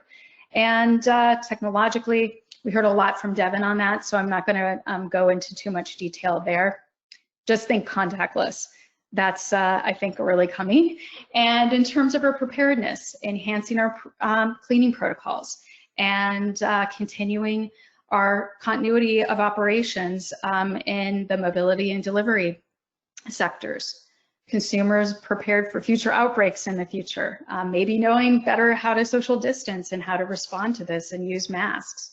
And the transport sector implementing practices to respond to infectious diseases, and that could include increased cleaning. And then with preparedness, again, AVs could be also applying a lot of different contactless technologies, as well as cleaning regimens. So with that, I'm just about done. Next slide, please. So as we navigate this new normal, I know that's kind of overplayed at this point, but the first time I gave this talk, it was kind of a new normal. And so how can we turn crisis into opportunity? I think we've got a really big role for public policy here, and want to reinforce and go back to that message around social equity, and also just people themselves, is thinking about the consumer, thinking about people's needs being central, how to maximize all of these benefits that come with a disruption, and how can shared mobility help? I think there's a big opportunity here, particularly for people that can no longer afford to own their cars because they have to make trade-offs between buying food and paying rent. And I think it's also really important for us to understand the impacts on our gig workers, our economies that depend on people riding in their cars to get around. How are they going to survive in this? So with that, I'd love to wrap up, and looking forward to the Q&A. Thank you. Thank you very much. I really appreciate the idea that there are multiple futures, and we've got lots of things to consider. Also applying that disaster model to what we're looking at, and the idea that there's a difference between where we're at and where we're headed. So I think that that really ties together all of the presentations from Governor Gregoire's to Mr. Hallenbach's. All right, we've got one more presentation, and then we'll open it up for questions and answers. Mr. Medford, Chris Medford is President and CEO of Community Attributes, which is a Seattle-based consulting firm that transforms data into analysis and strategies for governments, nonprofits, and philanthropy. He founded CAI in 2005, known for bringing data to life in engaging ways, which many of us who work in the public sector know that that is not easy. Sometimes transforming very complicated information into things that is not as complicated. So I'm looking forward to that. Talking about urban planning, economic development, and strategic planning. Father of two and active in many community organizations, a BA in mathematics. So if you can make mathematics not complicated, I'm looking forward to that as well. So I'll turn it over to Mr. Medford. Thank you very much. Thank you, Sabrina. And just to confirm, you are advancing this slide. Is that right, Sabrina? Okay, cool. Thank you. Well, thanks for having me, everybody. It's an honor to join this panel. I've enjoyed listening to your comments and presentation thus far, and I'll look forward to a good Q&A discussion.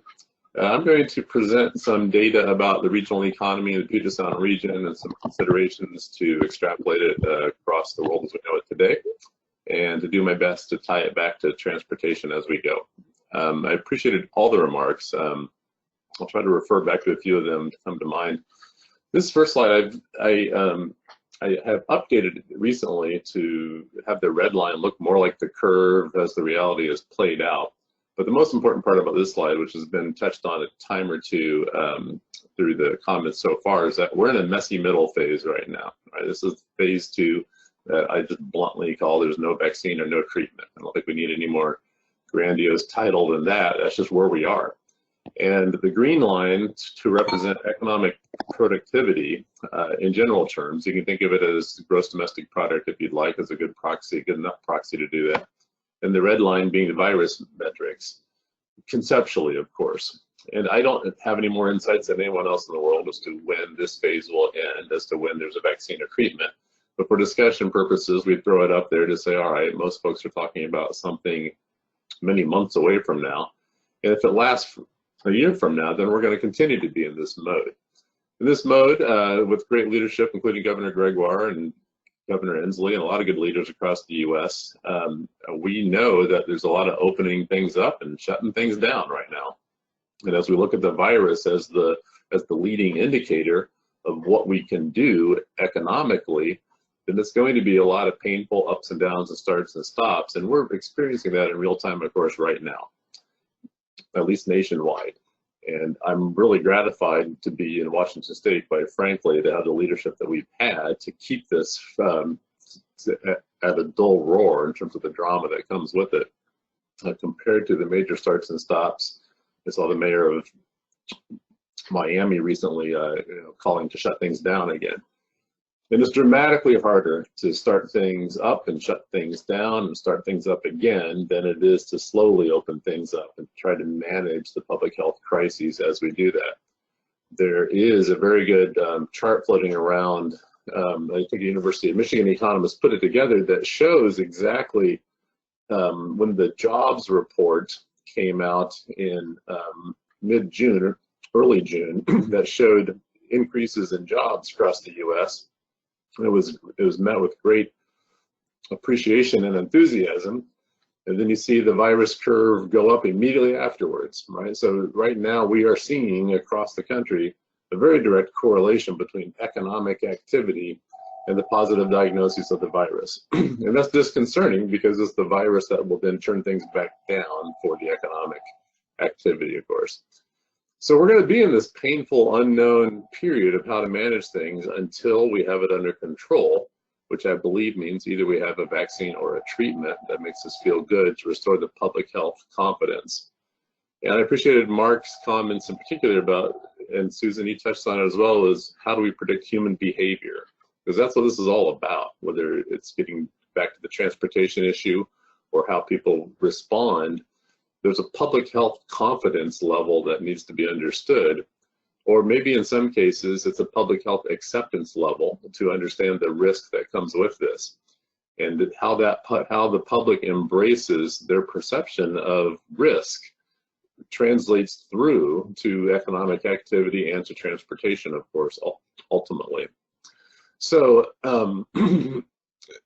I also appreciated Mark's comments that we won't know. It's a dangerous, it's a risky proposition to predict how human behavior will evolve and how things will react. So a lot of the good data floating on right now about surveys. I appreciated one of Governor Gregoire's slides, which I quickly looked up from Gartner, that showed 74% of businesses anticipate at least some share of their workers working permanently on a remote basis. And if you click through to some of those links, you can see to what degree are those staying at home activities expected to translate based on that particular survey. In other words, they show 74% of businesses doing at least some, and then a smaller percentage, of course, as you go up, as it shifts to half of all workers working from home or most workers from home, then it goes down. And who knows? You know, time will tell as to how the employees' confidence in their workplace health environment is, and how employees feel comfortable and risk-free in taking transit back to those areas. Which then, so those areas I just tailed off ambiguously there, but we're talking about employment centers, right? So we go back to Mark's slide of land use and to elevate awareness that everyone on this call knows about how land use and transportation are inextricably linked. I would add fiscal policy, state fiscal policy to that as well, something that often gets a little brushed under the rug of how much state fiscal policy actually drives land use, which in turn drives transportation. It's a very much a systems thinking exercise to figure this stuff out. So are employment centers going to be as strong and vibrant over the next few years as they have been is a big question. And as Mark says, we'll see. You know, we'll see if people's behaviors shift back to the way they were. Has to do with public health confidence. Has to do with what habits are new habits that stick versus returning to old habits. Sabrina, you can move us forward visually here, please. Let me add a few more data points to the thinking about what may or may not continue on. We have done a number of surveys. We're shortly away from starting a third round of these surveys in the Puget Sound region. It started from the mayor of Seattle and her Office of Economic Development. They were one of the first to recognize the impact on businesses, and the Office of Economic Development in the city of Seattle, one of their strengths is a focus on small businesses. And they've got great distribution lists and contact information of the very small businesses around the region. And I suspect that has evolved from a place of confidence when it comes to economic development, that it's the small businesses that have needed the most help. And they're less involved in business attraction and recruitment of the big economic development, sort of the elephant hunting, if you will. And they're more involved in the nurturing and the support for a lot of minority-owned businesses and women-owned businesses and a lot of small businesses across the city. So to their great credit, they jumped on a survey, and we were fortunate they asked for our help at Community Attributes to pull off the survey. And we asked questions the first round at the end of March and the second round at the end of May, and we will do a third round at the end of July that tries to ascertain what are the impacts. And you can see on the slide there that it was a small share, roughly 1/3, that both early on thought there would not be an impact to their businesses, but most thought there would be at least some impact. And what's interesting about this as well is you can see how the results change from round one to round two, and it does paint a very messy picture. It's hard to pull conclusive directionality sometimes. What I think you see, and probably a lot of this felt on a personal level, at least I can relate to it, is much higher anxiety at the outset of the crises. And then as the anxiety quelled, more certainty about the challenge of the economic impact, even if anxiety had gone down. So you see some businesses that say, okay, we're not as worried about going out of business, but we know the impacts are real and we're still worried. It's just shifting in time. And as the PPP loans came out from the federal government and assistance was there, that does have a muted effect on the worry and anxiety, but it doesn't do away with it either. And what we're going to start seeing now over the next few weeks is as the benefits from the federal government assistance start to wear out, start to phase out, then these new anxieties will come back in a new form, and how that plays out, we will see. And that's evident on the right side there, the right side of that slide that shows a very small percentage that says they're not worried at all, and a reasonably small percentage in the 17 to 19% range that says, yes, we're going to experience some impacts, but the business will be okay. But the majority of the businesses said at least some version of, we're very quite worried, or we're extremely worried, or we're confident that we're going to go out of business. Again, this is a focus on small businesses, the few medium-sized business. Next slide, please, Sabrina. Thank you. I think you jumped to 2 on accident there. There we go. And this, just to highlight some of the ways that they're concerned, when you think about small businesses, you hear them often say, well, their biggest failure is because they're not well capitalized. And that's more or less the same thing about that top bar there, where the areas of concerns that have been cited through these surveys are a lack of cash reserves. And just no small business goes into this crisis and with this much cash on hand to expect to have to withstand a 6-month period of depressed revenues. And in many, many cases, which we're in the throes of helping the city with right now as well, for many small businesses, the restaurants and the consumer-facing business especially, those are shut down entirely, right? Those close down immediately in the downtown areas and in these urban center areas in response to the daytime population shifting toward home.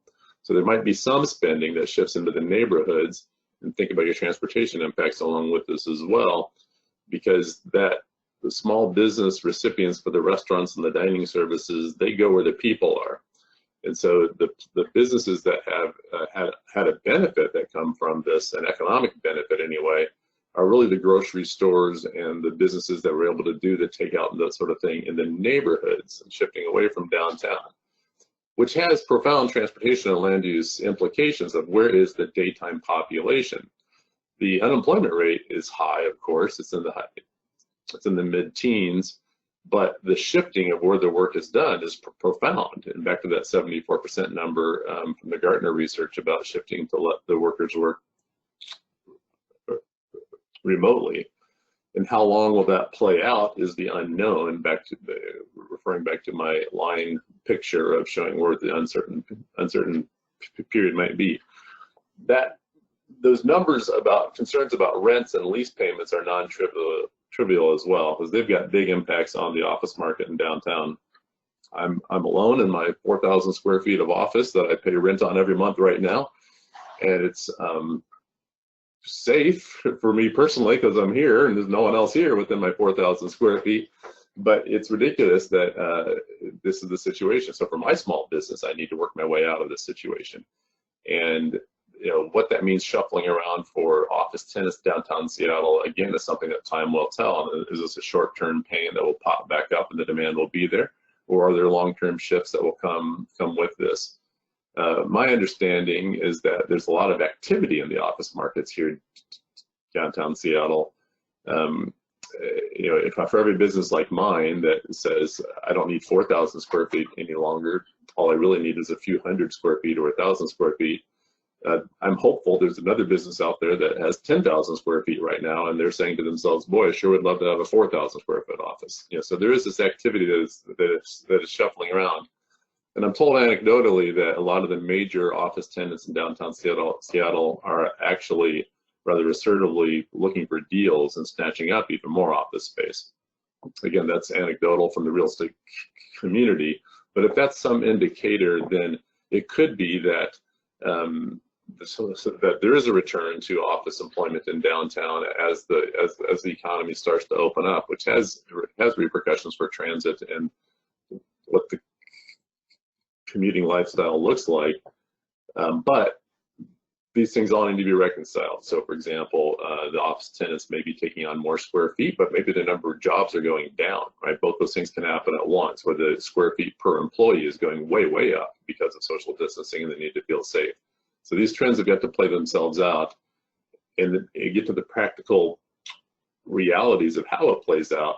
it comes down to the length of terms of a lease. You know, I've got 3 years left on my office lease, so I need to work my way out of that, where other folks, if the average lease term is, let's say, 5 years, that means 20% of businesses are turning over every year. And you might have a deep decline in office occupancy right now, but how that plays out with those different moving parts, time will tell. Next slide. Sabrina, please. I'll pick up the pace a little bit for time. As I mentioned, a lot of the job losses are consumer facing. There are major equity concerns. The very first jobs affected by unemployment were a lot of folks in the service wage levels, the folks least likely to be able to weather long-term unemployment. Lots of important conversations at the state level about unemployment programs right now. I'm very worried about the cost of unemployment shifting, or that's going to be piled on to employers. The Seattle Times finally had an article about that this weekend. I've been looking for that news for the whole past quarter because I pay my unemployment insurance, so I know viscerally exactly what that's like. And I think that's a big wave that is going to be a big challenge for the state of Washington over the next few months that can actually weigh down some of the recovery by putting downward pressure on rehiring because rates have gone up. It can really pile up to have a discernible impact on hiring choices when business costs go up like that. Next slide, please. I'm not going to talk through all these, as sort of a catch-all slide, just to sort of to be aware of how the economic impacts from the virus and the crisis we're in span a number of areas that are very important to the Puget Sound regional economy. I'm going to highlight that in the next couple of slides just really quickly with pictures. Sabrina, if you will, please, the next slides. A part of this is consumer confidence. What does it look like? We have these shifts in technologies. A lot of folks are now embracing at home through e-commerce. Nationwide, going into this crisis, I think e-commerce still only represented about 12% of the retail sales across the country. So it had lots of upside room to expand. And a lot of folks that were not comfortable with buying things online are now way more comfortable over the past couple of months. So there are some shifts happening there. It has profound implications on transportation in the neighborhoods, of course. There are more Amazon and UPS and FedEx trucks going around my neighborhood than there are commuters right now, that's for sure. And how that plays out and how that evolves, I think that is an acceleration of trends that were already underway, and it will continue to affect what transportation looks like in the neighborhoods. Next slide, please. And just a few slides just to remind ourselves how much our economy depends on crowds. We're a long ways away from this being a realistic picture.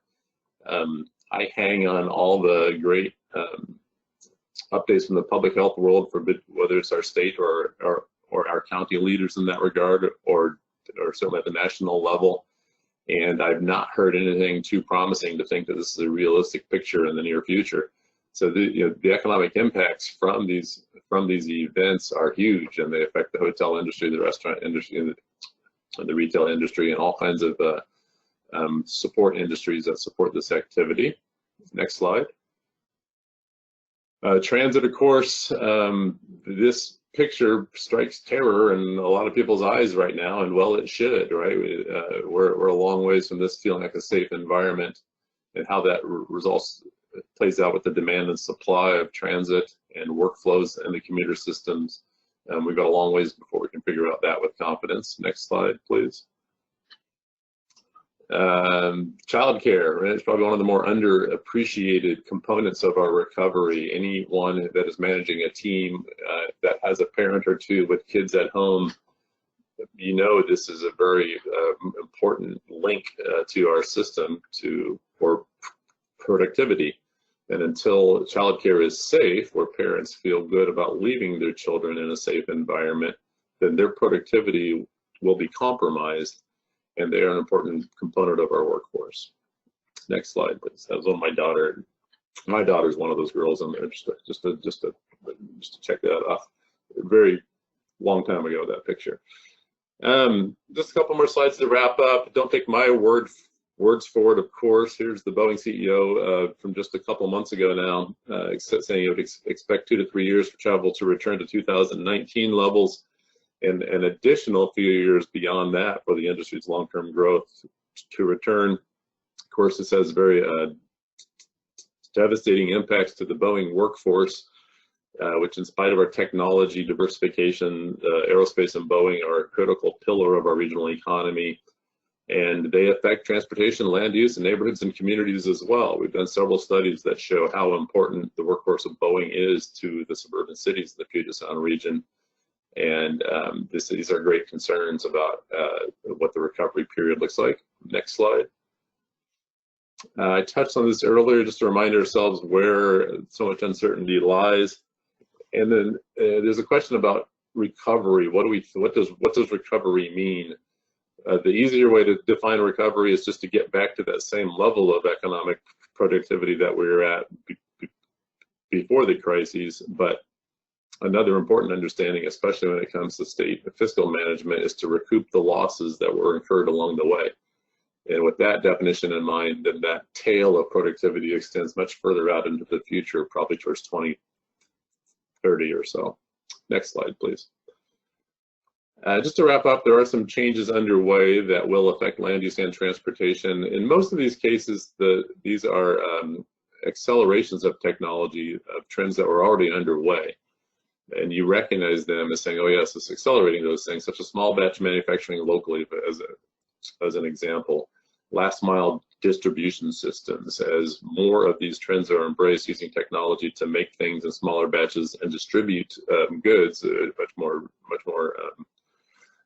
That's where the bigger impact lies with the distribution system. Then what I expect we will see is more demand for industrial land close into Seattle, for example, to increase the distribution and warehouse space, and more of that industrial friction activity for industrial lands closer to where the distribution system now lies, which is shifting more towards homes. So as the homes become that destination of the distribution with Amazon, UPS, and so forth, that's going to have a change in what the manufacturing and the distribution system looks like for land use as well. Okay, I hope that contributed something around the edges to the great comments already made. That's the end of my prepared remarks. There are really important conversations to be had around affordable housing, equity, and inclusiveness as well that we can talk about. Those do bring themselves back into both transportation and land use. So thanks for having me. Thank you very much. I'm wishing that we had double the time we have for questions and answers. Given that we've got about 25 minutes left, I'm actually going to reverse my previous order saying we were going to be able to ask each other questions, because I want to make sure there's about 3 questions that our audience has sent questions to that I want to make sure we get addressed.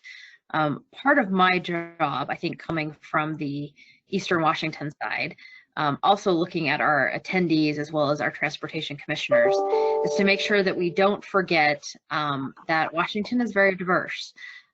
We have an entire eastern side on the other side of the mountains, where I'm sitting up in the very warm right now northwest side of Spokane, that has different employment sectors, different focus of employment, different levels of density, different types of manufacturing, and different travel patterns, which some of you spoke with about, but it did feel a little bit like we were very focused on the much more urban side of the Puget Sound, and as Governor spoke with, kind of the Cascadia corridor. So what I'd like to maybe hear anyone who wants to speak to, but specifically the Governor and perhaps Mr. Hollenbach, what of the trends and recommendations, both from a response and recovery perspective, do you feel are the same or perhaps different for those of us who are in the more either small urban or rural areas of the state? Don't everyone speak at once. I can always speak. I always try to pause because Mark will talk faster and longer than everybody else. So Governor Gregory, just shut me up whenever you want me to. So the first thing I'll say is Eastern Washington is nothing except the top half of the famous green slide. You have long distances between everything. The one place that's not true are small old towns which are great examples of the bottom half of the famous green slide. So in many respects, they're kind of the core of what could happen in the more rural parts of the state, particularly if you see something along the lines that Governor Gregoire was promoting, where if you have a walkable community, matter of fact, there's been some great discussions in the biking walking community that the best way to revitalize small rural towns is in fact to make sure they're even more walkable and bikeable, because in those small environments you can get around. The context sensitive design is the great engineering keyword of that. So in the larger sense of travel in Eastern Washington, you're going to go back to what you do right now, which is drive. Everything is driving in Eastern Washington, unless you're in Spokane, unless you're in the core central cities of Eastern Washington. There's lots of wonderful walkable space in Wenatchee and Leavenworth and Tri-Cities. There are many places that are in fact walkable, but the vast majority of those areas, if you don't actually live in those core areas, and most people don't, drive to them, and then they can walk around for economic activity or take micromobility. So there are options in those places.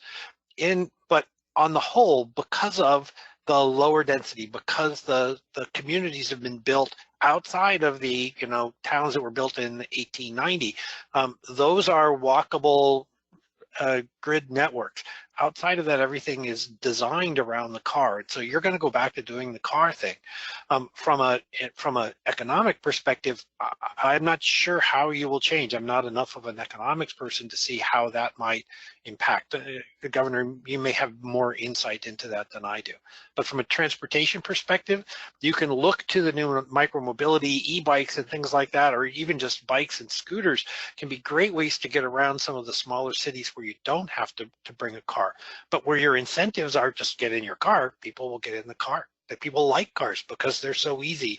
You have air conditioning, you have all the other things that work along with hot climates or cold climates in the winter. That hopping on a scooter in Wenatchee when the wind is blowing in the winter, that's a tough thing to do. So Sabrina, just a couple thoughts. One, with respect to the pandemic, it's very clear that Eastern Washington has been hit and hit hard, and in significant part because of agriculture. But Spokane has been hit as well. So you've got Benton Franklin, Chelan Douglas, Yakima, Spokane, all hit really dramatically. So, and in part has shown dramatic inequities and racial tensions that are coming through loud and clear that Susan was referring to, and Susan, they're alive and well in the state of Washington. With regard to transportation, I think Mark is right. I think there will be much more inclination to go back to where we were. The part of the economic recovery that I worry about the most is when I think of Spokane, because I lived there for a considerable amount of time, is largely driven by smaller employers who are struggling mightily to deal with where we are right now, and quite frankly are lacking hope that they're going to be able to survive this, particularly with the new surge that's happening in Spokane. So I look at that with much trepidation and concern, and hope that not only Congress but the state legislature and so on will pay close attention and be of help and assistance there. Transportation, one of the things I wanted to share with y'all is this idea of having rapid transportation connecting the Cascadia corridor. You know, it's not a given. It is a formidable challenge if we could ever be able to accomplish this. But we have had conversations that if we could, a lot of people love going east. And people are commuting from Wenatchee, which I just is unfathomable to me, to Seattle and Bellevue right now. But imagine if we could do that high transportation east from Seattle to Spokane, what it would open up in terms of affordability of housing and opportunity and so on. So we've had some discussions. We want to tackle this first. If we can be successful there, then we want to open up the door and ask the question, can we actually go east and do so very successfully and open up all kinds of opportunities for employers and employees.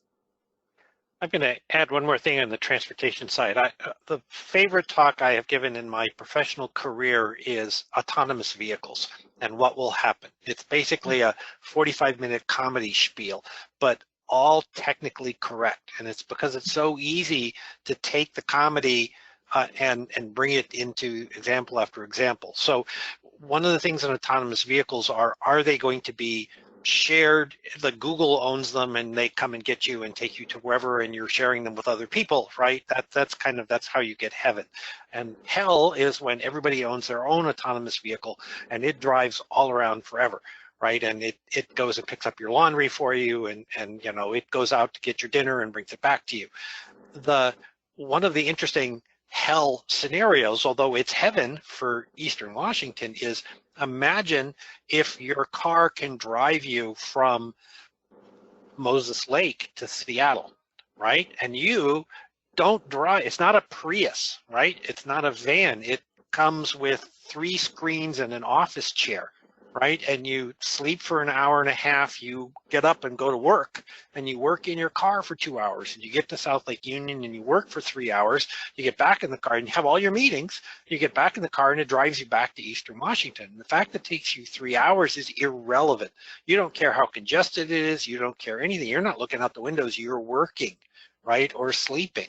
And because the car does all the driving, then you get this wonderful house in Moses Lake, which has sunshine, 300 days a year.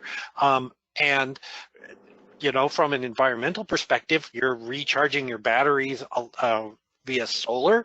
It's okay, right? What do you have to pay? Well, you have to pay, new tires. So that could have a huge impact where I don't even have to have high speed. Why do I care if it takes me 3 hours? I'm going to sleep on the way in, or I'm going to do something else. And so, and there's a huge incentive to do that. Oh, it's going to cost you $150,000 for that car. What do I care? I just saved $750,000 on the house. I can put that into my car.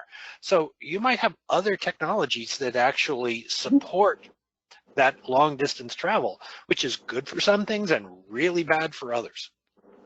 I actually think the current acclimation to teleconferencing is going to help do more connectivity across the state as well. To me, the whole conversation is about what are the economic connections amongst the communities in the state of Washington, and how does transportation factor into those connections? So now you're in a situation where many people are more accustomed to, and I don't think it's all one or the other. It's going to be a merging mixed hybrid of these things. Where you've got the person in Moses Lake that may have a lot of business activity in the Seattle area. In the past, that might have seemed like a large hurdle to clear, but now they say, okay, I can get by. I can work full time out of the Seattle area, living in Moses Lake or in Atchee. I just need to only go in about once a week, because I know I can do the video conferencing the other two or three a week, and that's enough. And so now I'm whole on the experience, and the Seattle employer is more inclined to be okay with it as well. Now to say, all right, I used to be averse to this sort of work style because of all the shared creativity and in-person stuff that I thought I needed to have, but now we've figured out how to make it work. And I don't think it's going to replace the in-person stuff altogether. I do not think it's the end of urban centers, but I think it does allow for more flexibility to create those economic linkages, which could be a good thing for the cities throughout Eastern Washington to have more economic ties to the economic engine in the Puget Sound region. So that actually is a perfect segue to the next question that we really wanted to have addressed. And this is something that the Transportation Commission has outlined as one of the major issues, especially in the more rural areas in Eastern Washington, is access to broadband internet connectivity. I know we even have this issue, believe it or not, at the Spokane Transportation Council when we have our board meetings, is some of our rural areas don't have good connectivity. Even some of the staff that work in some of the areas that you would think outside of Spokane Valley, we have problems with audio and video speed. So the question really is do we consider kind of this fiber reliable internet service the new kind of transportation investment? And if so, what kind of policies should we be looking at, like granting access to be able to get fiber as part of transportation projects? You know, and what kind of proactive policies would any of you recommend for real equity considerations for both lower income and rural areas to really encourage public policy and public investments to make sure that that is in place? Because there really has become a equity issue, both geographically and income wise and racial wise, related to how people can access that for economic prosperity. Let me chime in a couple of things I'll get out of the way. The one, it's been a problem for a long time, and now this virus is just elevating the awareness of it. I've done a lot of work for the Gates Foundation over the years on exactly this issue to understand what are the last mile connectivity, and their work, their wedge into it was with the library system across the U.S. And you'd see it viscerally at public libraries across the U.S. where libraries leave their Wi-Fi on at night so that people in town can drive to the parking lot of the library to have access to broadband. And before, it was about what are the training videos they have access to and what are the personal things they wanted to be doing on the internet, or immigration forms where the librarians were tasked as they were, they would help immigrants to fill out their forms because they could only do it online. So they had to go to the library in order to get that connectivity. A couple of rays of hope that are out there and a couple of challenges. One is the democratization of fiber networks themselves. And there are some strong leaders in Washington State and great conversations happening. The Port of Whitman County in particular has a great model where they've actually opened up a server farm of sorts, and they've opened up the small business networks that lets local entrepreneurs do a lot of creative things that are bringing high-speed bandwidth throughout the most rural areas in the Walla Walla area. So that's an example, and I know folks along the I-5 corridor have been trying to get the port there to share that knowledge or to get their help to implement that. So there are some neat things happening, but I think it's got to get down to that level. The big telcos like Comcast is one of my clients, and I love what they do as an organization. There's still challenges with the competitive marketplace that they need to sort themselves out on in order to free up that last mile access. I'll stop. Thank you. And I'll walk into this recognizing that Susan and Mark will correct me. But I believe the pandemic has given us an opportunity to change higher education and give it an opportunity to be much more available to people who otherwise could not access it if we could get this problem solved. This is the key. The connectivity issue is the key to making that possible. So I look at the social equity issues and I ask myself, let's make some lemonade by getting some retraining and training and skills opportunities to people in remote and rural areas in Eastern Washington and Western Washington for that matter.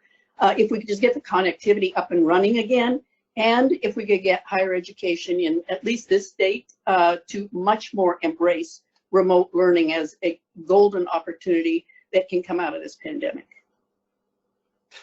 The only thing I'll add is I come from a family full of teachers, lots of high school teachers in my family. And when the pandemic first hit and schools shut down, the assumption was that people had access, and many of the lower income access was through the library.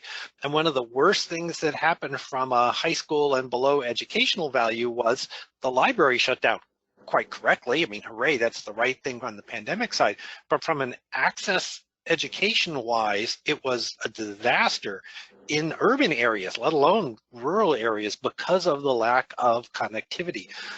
And that connectivity is even in lower, but even in urban areas, in the lower income areas, you may have one low-speed device. You might be, everybody is sharing a smartphone. There's huge social economic lack of access in all of the lower income areas, whether that's rural, which has a physical infrastructure basis, or whether it's in urban, where it tends to be more an economic basis, for lack of that communication. And so yes, we're definitely at the universities doing a better job of remote learning. But if you can't access that remote learning, whether it's because of money or because of bandwidth, you're still totally out of luck. Right.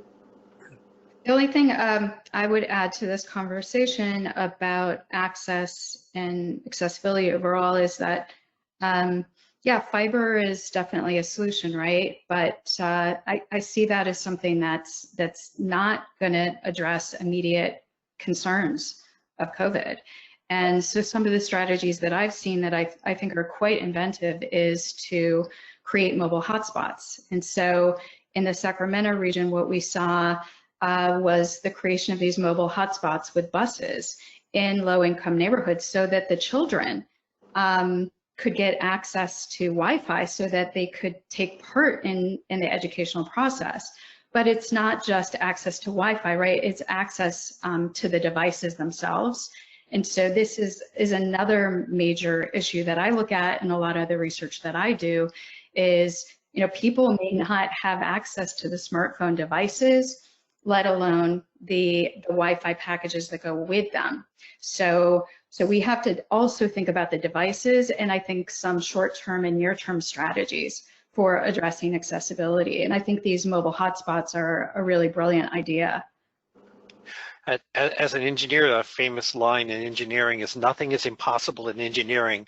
The impossible just takes more time and money, right? And so in this technological problem, our biggest problem is money. If you go into the emergency management, there are all kinds of ways to bring emergency hotspots to areas that hurricanes have gone through. You just need money. Of course, what are we short of right now? Because the pandemic has trashed our economy, we're short of money. And so how you actually pay for this stuff is as important as the technical side. The technical stuff, hey, I'm an engineer, we can do it. You just write me a check and I'll be there tomorrow, right? It's the writing the check that's the hard part right now for us. You guys make amazing transitions for my question. Thank you. We set it up for you. That's really just not our job. Behind the scenes. So probably the last question that we have time for is related to money, but also tying back to Susan's point that if you think back to your charts, there's the difference between our response column and then our recovery column. And so tying back both funding as well as how do we start planning and investing in recovery while we're consumed with response, especially in the context of not only is all of our revenue forecast down, in the state of Washington, as probably all of you now know, we have the cloud even before the pandemic of $30 car tabs. So we were already in our field trying to figure out how we were going to deal with that revenue forecast. And then we had another huge storm hit us.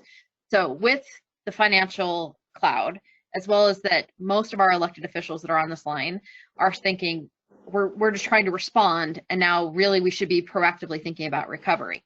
So with that context, how do you suggest our audience, especially the elected officials listening, think about the paradigm shift to recovery, not just response? And how do we get comfortable with the level of risk that is inherent in the innovation that is going to be required to actually go into recovery? Yeah, I'd love to jump in on this question because I'm thinking about this daily. Is, you know, with the CARES Act, right? We see the $25 billion going to public transit, but the way public transit funding works, and I'm sure a lot of your elected officials know this, right? It's formula-based funding. It's very siloed. It's not terribly innovative. And so there's already been a lot of pushback about using some of that funding in a more creative and innovative way to propel us forward towards a public transit renaissance that maybe is a blend of public-private services, for example. And perhaps we get rid of some of these routes, re-examine where the routes are, and maybe bring in microtransit operators. Maybe you bring in back-end operations only, or you outsource, right? Or you provide subsidies. But right now, the way formula funding for public transit work doesn't really allow you a lot of creativity. So it allows you to respond and shore up the holes we have in the budgets today, but they're nowhere going to shore us up, even through the end of this year. So this is something that I'm really deeply passionate about. Is I think we've got to all work together across the United States to make our voices heard about these stimulus packages and how we do funding for public transit. It really has to be rethought. We need a new flexible funding model, and we have to bring innovation in and the private sector in. And I really think that that's how we manage the risk. But if we keep this same fare box return, formula-based funding model, I think we're going to be in a lot of trouble. I think we're going to lose public transit systems.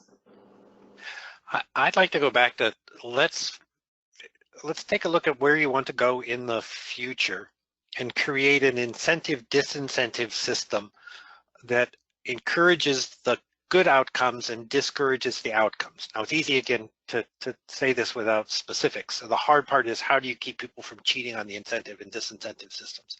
But, you know, historically, we got transportation and land use because people did them together. You know, the streetcar systems built much of our, you know, the early 1900s U.S. cities were all based around land use speculation allowed by the transportation network that we built. The Transcontinental Railroad got built because we gave away land.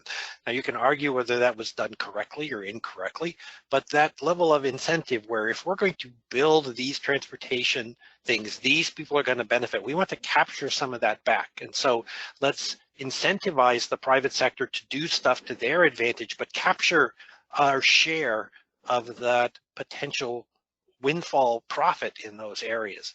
We do a lousy job in most of this country in this dance between public and private sector, but there's a lot of money in the private sector that could encourage to do these things, and they will give it if they have an opportunity for return, but they shouldn't get all the return if we're going to encourage them to do this stuff. There should be share that comes back to us. The only transit system in the world that makes money urban is Hong Kong. And why did they make money? Well, because they control the land use and they build land use that encourages the transit system to function. And that, okay, great. So public-private development of park and ride lots.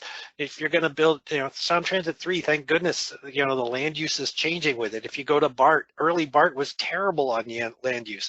What does BART do now really well? Land use associated with their train stations.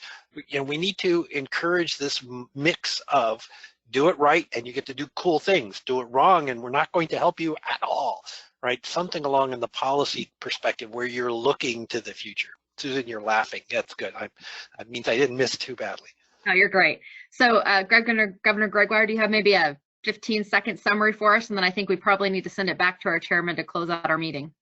So from my perspective, we need a national infrastructure bill.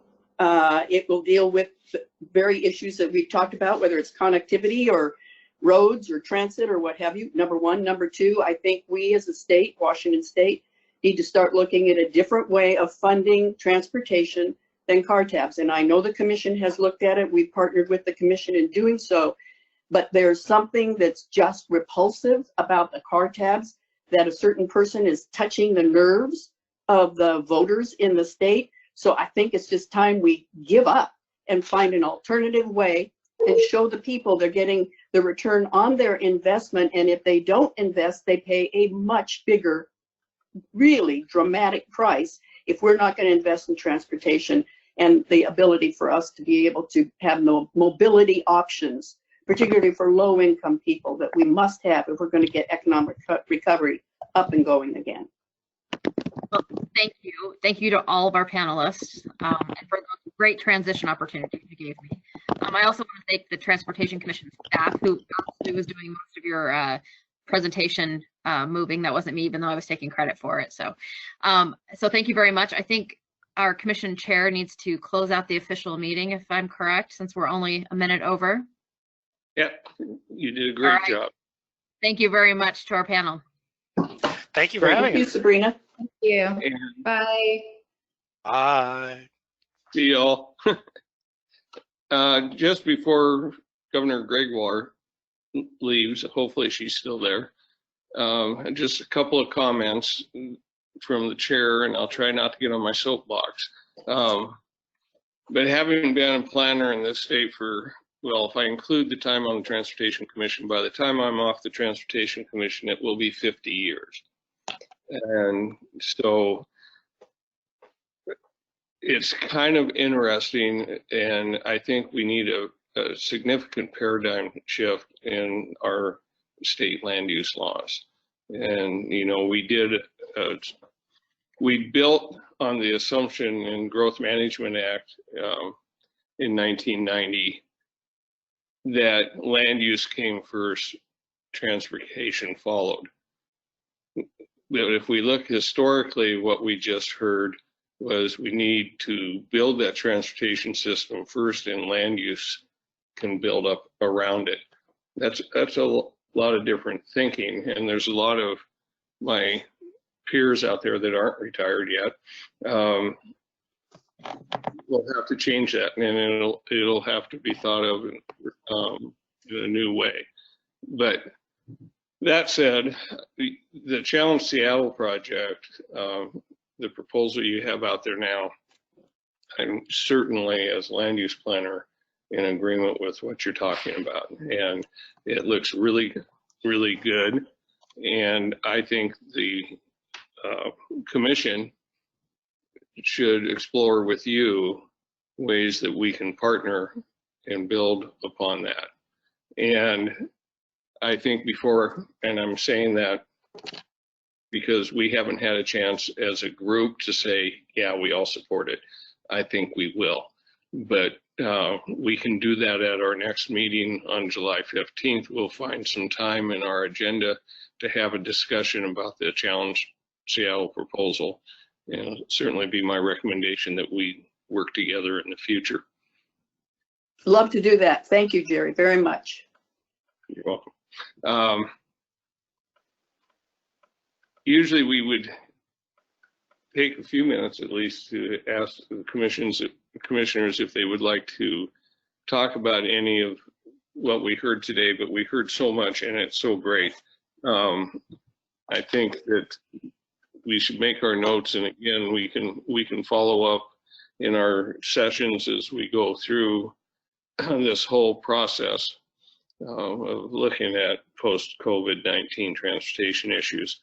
So we would fall short, I think, if we leave out things like the connectivity with the expansion of fiber and high-speed internet. So all those things, in fact, are in our current plan, but we need to adjust some of our thinking on some of it, I believe.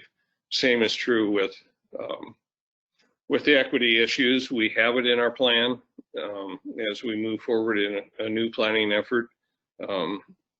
We need some experts to take a look at our plan and make sure that we're keeping equity in there in a proactive way that can make a change. With that, just mention that our next meeting is July 15th, and the second half of our meeting will be July 21st. Just worked out better to do it 2 days than one. So